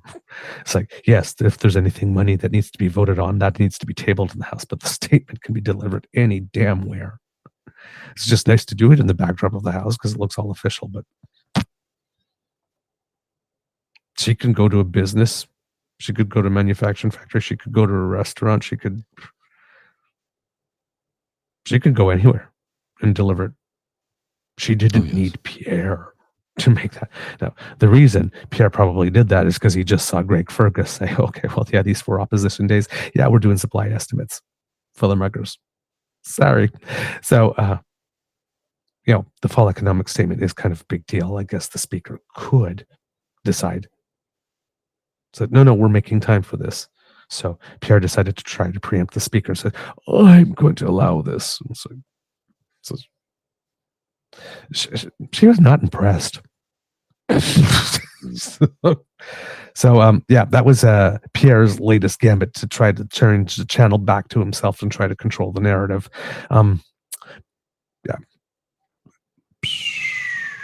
That one, that effort might have needed a little more political Viagra. Didn't quite happen for him. Yeah. So who knows what it is that he's going to try. Pardon? She's much smarter than he is. If they go tete-a-tete, she will eviscerate him. I know, man. Oh, jeez. It seems that in British Columbia, there was a little bit of an incident here, according to Darren Major of the CBC. Liberal MP Chandra, I'm going to get this names here. Liberal MP Chandra Arya is accusing his caucus colleague Sukh Dhaliwal of threatening him in the House of Commons on Friday. The incident allegedly took place after Dhaliwal, MP for Surrey Newton in BC, attempted to get unanimous consent from the House on a motion to condemn the 1984 anti-Sikh riots in India as, quote, genocide. A number of MPs, including Arya, who represents the Ontario, called out, quote, no, before Dhaliwal was able to finish reading his motion, denying it unanimous support. Arya later claimed he was the only one to say, quote, no. About 20 minutes later, Arya stood up in the House on a point of order and said Dhaliwal, quote, threatened him on his way out of the Commons chamber. He also said another unnamed MP, quote, aggressively accosted him in the lobby. Quote, as a member of Parliament, I should be able to express my opinion, my views freely in the House, and I should not feel threatened by my fellow members, Arya said. This has reached out to both Arya and Dhaliwal for clarification on what happened Friday, but neither has responded. More than 3,000 Sikhs died in the anti-Sikh riots that followed the assassination of Indian Prime Minister Indira Gandhi by her 2 Sikh bodyguards. The Indian government has consistently rejected any push to recognize the anti-Sikh riots as a genocide and has said it estimates the death toll at 2,800. Dhaliwal later posted on X, formerly Twitter, about his motion, saying, quote, that sadly, some Conservative MPs and one Liberal MP opposed it. Arya also posted about the House incident on X, calling Hindu Canadians to push their MPs to oppose such, quote, divisive motions. So the Hindu-Sikh battle is now coming to our House of Commons. Great. Just where, again, I understand the symbolic nature, but this type of motion and resolution helps nobody in Canada find jobs, delivers no health care, educates no one. Why are we wasting? I don't want to say wasting. These things are culturally important, but they are not critical to the function of governing Canada, which is the primary mandate. So many distractions. Quote, there is no guarantee I will be in the House to block it the next time or any other member from any political party attempts to bring this motion forward, Arya wrote in a social media post. I urge all Hindu Canadians to act now. And why do you feel it is your duty to oppose that, sir?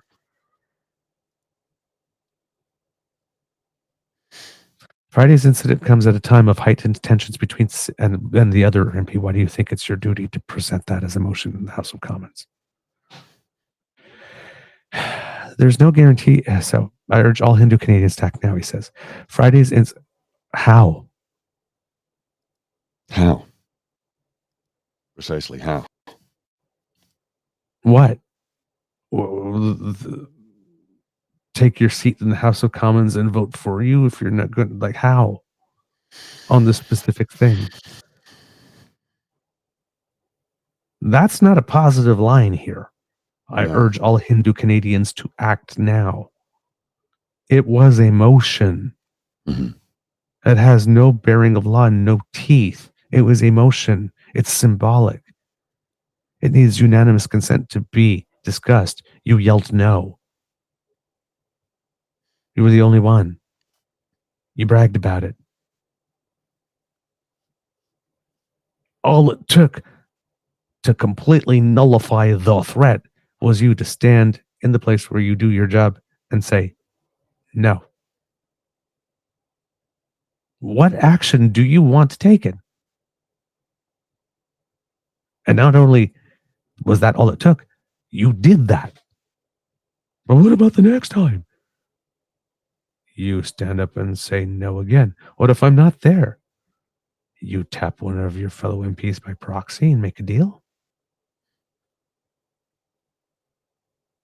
Or it passes and it's a motion and it has no teeth and nothing happens as a result of it, so you live with it. Because ultimately it has no consequence. What action? Friday's incident comes at a time of heightened tensions between the Sikh and Hindu communities in Canada, because that's the thing that we need right now. Yet two more groups going at each other. Because we don't have enough of that going on right now.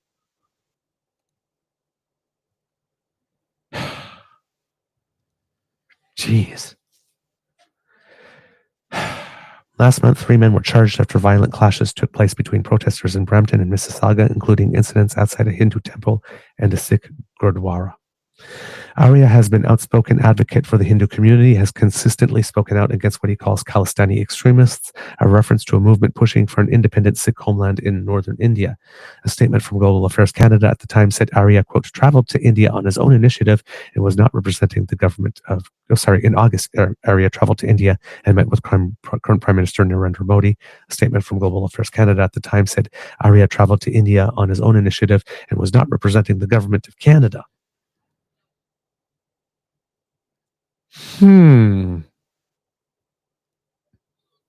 Interesting. Yeah.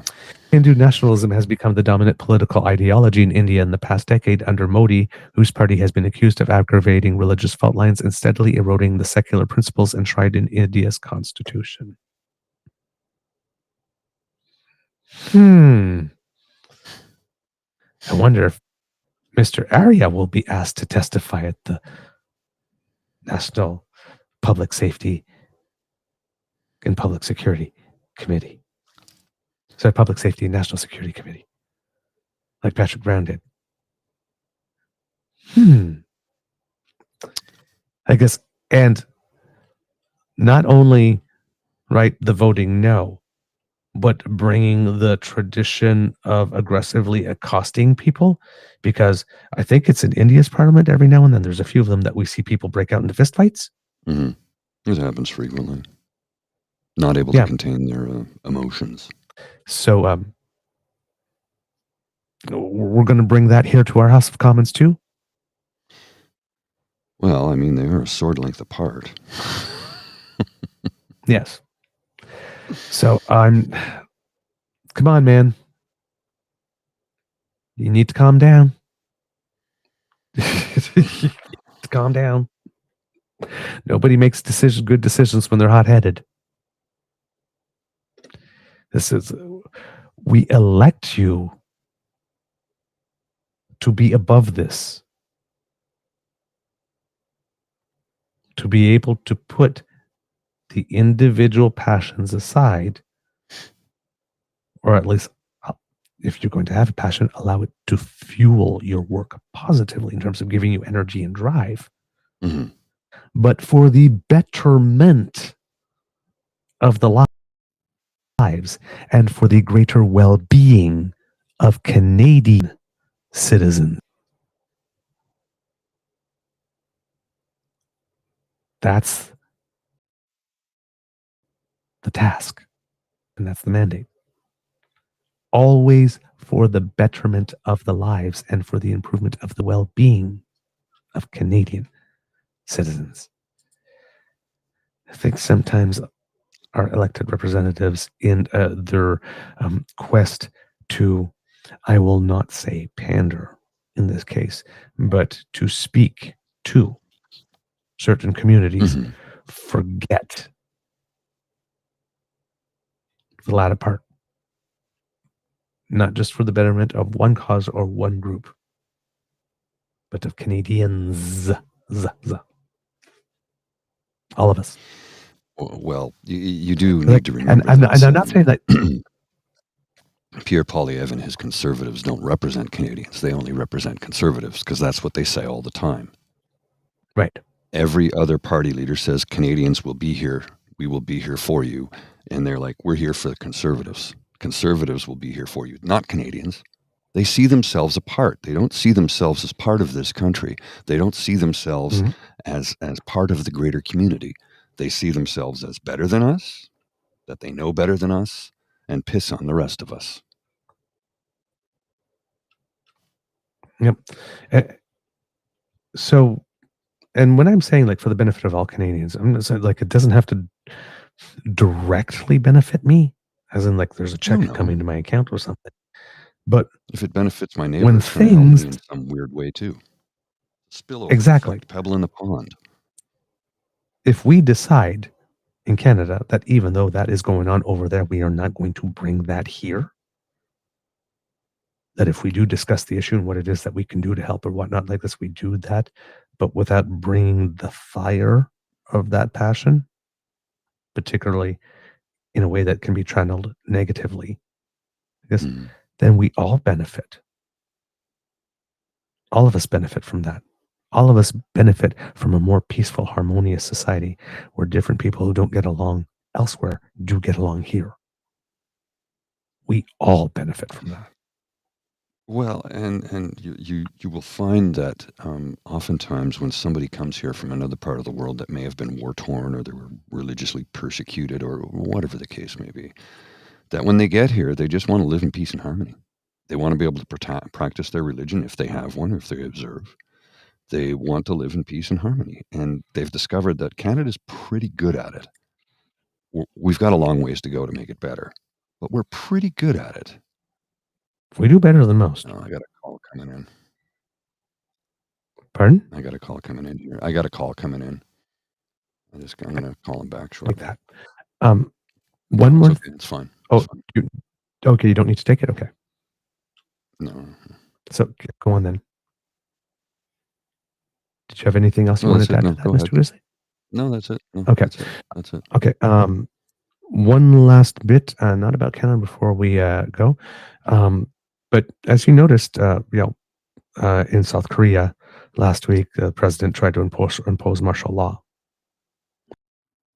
Right. And like, everybody got up and said, oh hell no, we are not playing that today like this. And then Parliament got together and, rescinded, nullified that order. The impeachment vote on the president took place, and unfortunately he survived it, but not because he got the votes, but because his party, which is the largest bloc, and doesn't have enough people to actually save him because it's a 2/3 vote, so 200 of the 300 seats.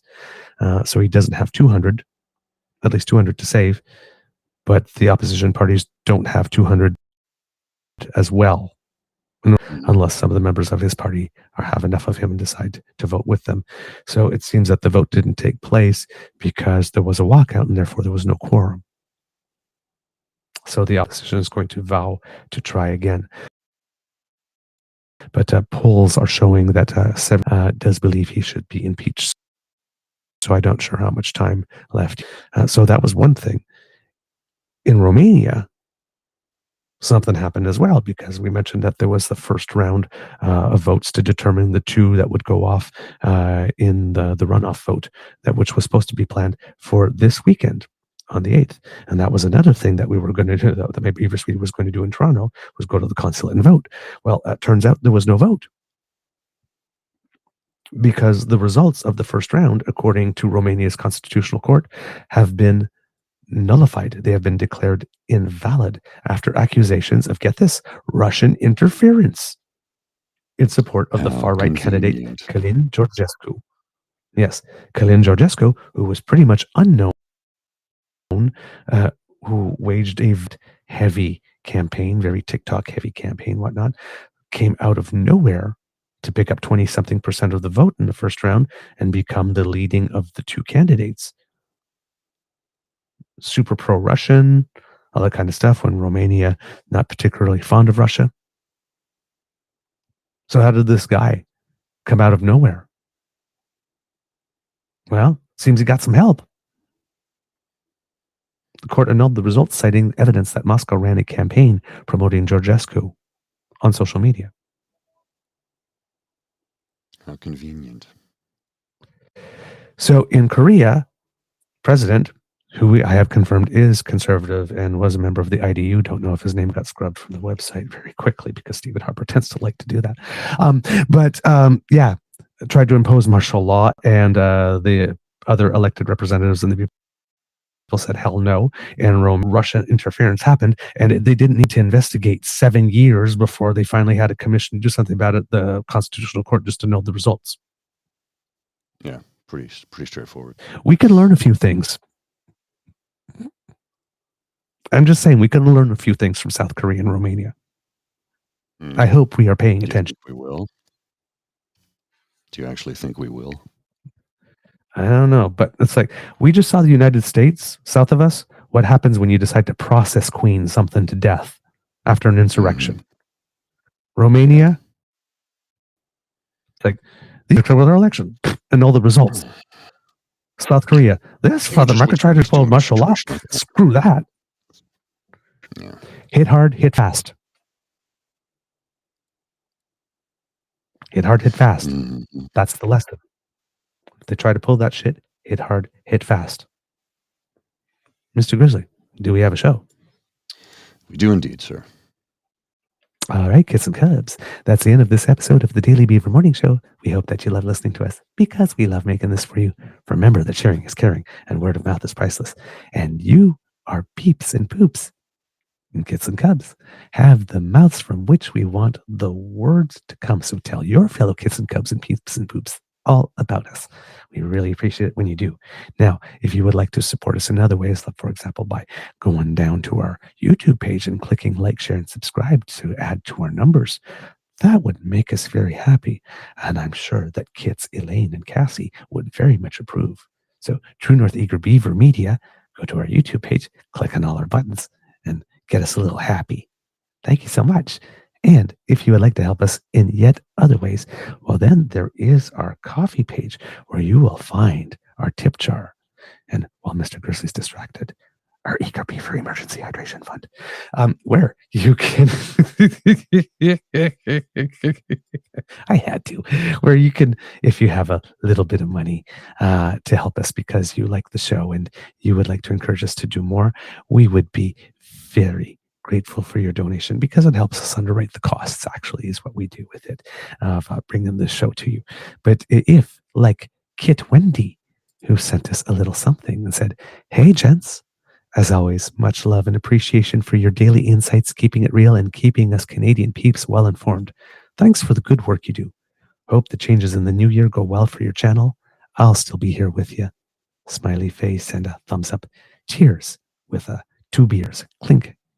Thank you so much, Kit Wendy. And those are some lovely sentiments expressed.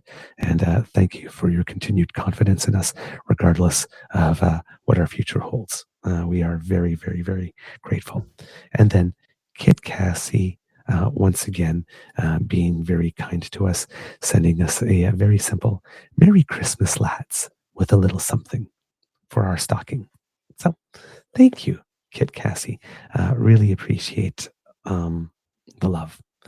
And there was one kid, I wish I can remember their name, but I think it was on Blue Sky, who found us and was very, very happy to have found us, was like, "Yay, I found you." And told me that our show is their happy place. Oh, that's cool. Which it's like, oh my God, could you be any more adorable? Thank you. So I'm very happy to be anybody's happy place. That's a pleasure and a privilege. So Indeed. Hopefully I will be able to. It's harder to find things on Blue Sky than on Twitter through the search function.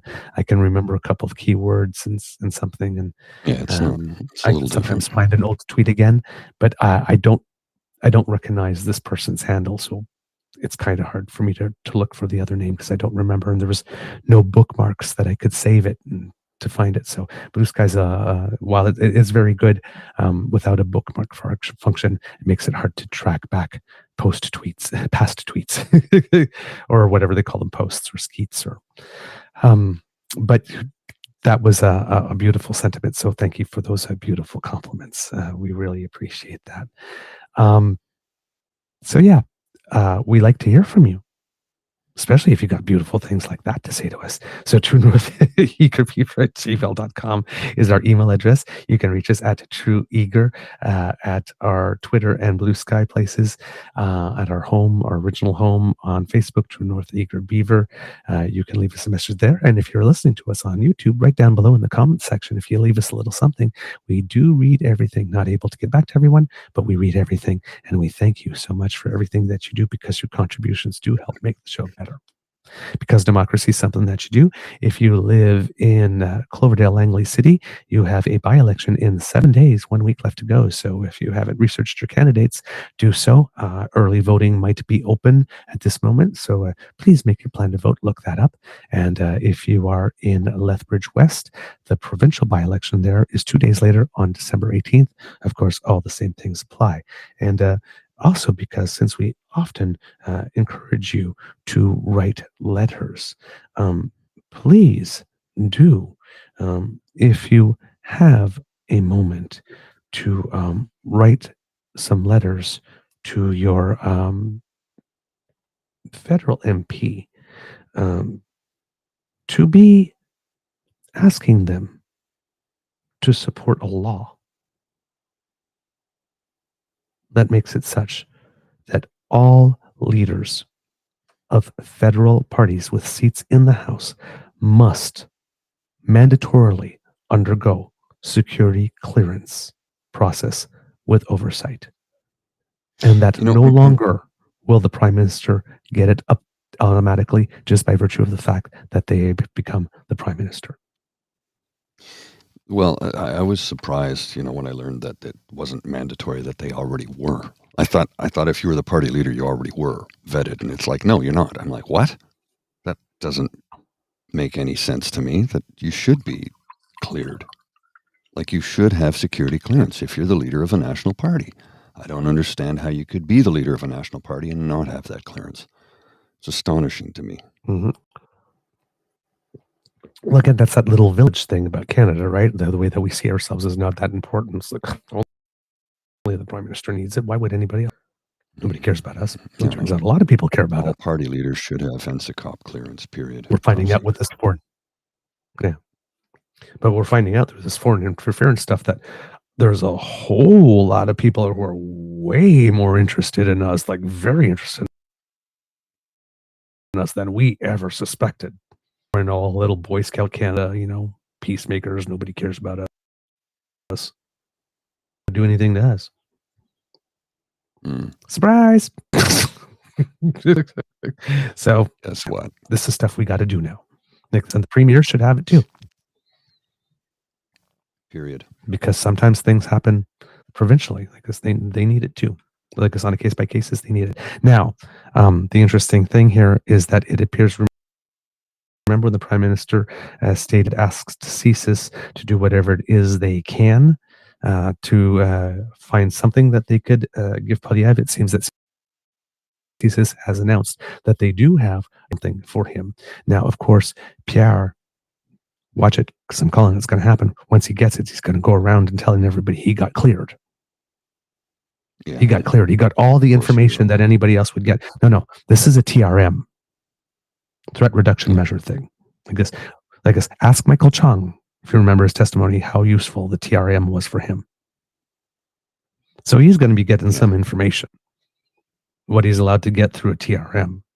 Now, the other thing that could be happening is that a lot of our kids, and I'm sure you do as well, Mr. Grizzly, have it on good authority from certain friends who work in this field, that TRMs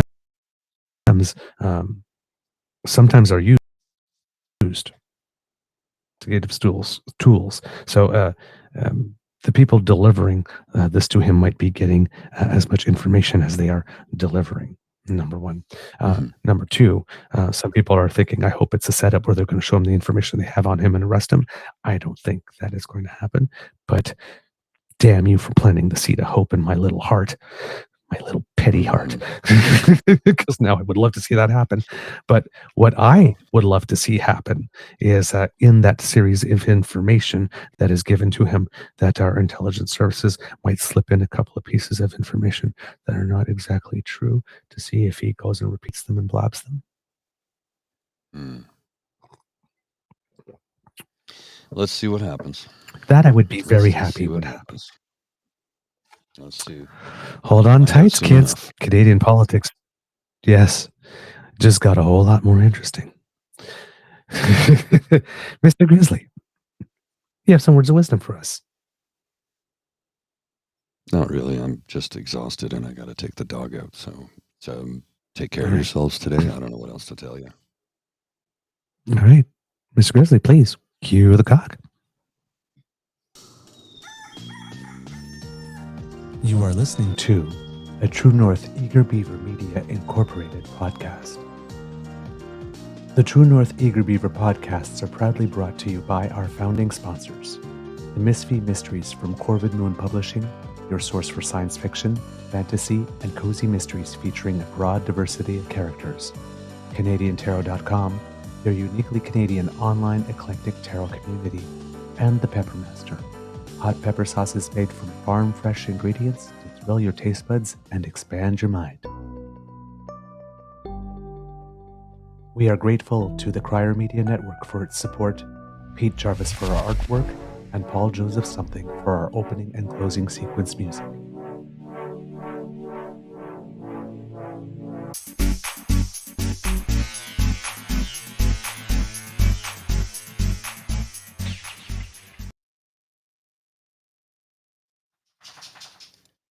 I have a quick. All right. One little bit of. Oh, you had something, Mr. Grizzly? Yeah, there's a huge delay here. The grandfather sitting on an easy chair with his granddaughter sitting on his knee, and the grandfather says to the granddaughter, "In my day, we had measles, polio, and Nazis to worry about." And her thought bubble is, "I don't have the heart to tell him." Very realistic.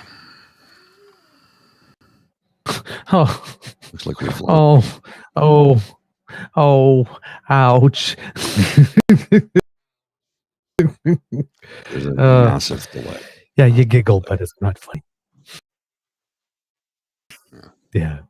A bit of news for the Easter egg. It seems that Canada is getting a new Roman Catholic cardinal. The Archbishop of Toronto, Frank Leo, who's originally from Montreal, will become the 5th cardinal from Canada and the youngest and the 18th cardinal from Canada ever. So the 5th cardinal from Canada currently there, becomes the only city in the world with 2 cardinals eligible to vote in a conclave, which means they're also eligible to be elected pope. Frank Leo speaks 4 languages, including French and Italian. Typically, the Archbishop of Toronto automatically becomes a cardinal, but given that this pope kind of marches to the beat of his own drummer, it seems that Leo was actually surprised to get the call and was not expecting it.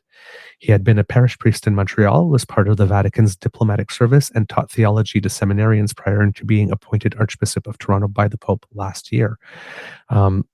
Unfortunately, he believes contraception is an evil and opposes opening up the priesthood to women, but he does agree with the Pope that women should have expanded roles in the church.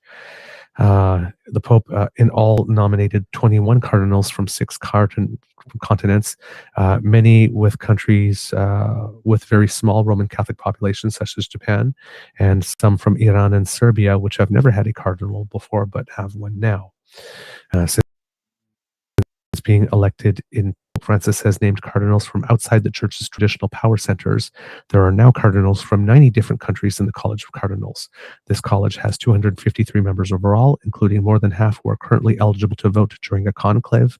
Members are allowed to vote until they turn 80 years old. Because after 80 years old, I guess you can't become pope. So if you're eligible to vote in the conclave, you're eligible to become pope. And since they don't want a pope starting a term after 80 years old, that's why that happens. So there you go. Another cardinal, 5 Canadians for those who are that's a thing. All right. We're done for the day. Have a most beaver-fic day, everyone. I'll see you. Rest well, Mr. Grizzly.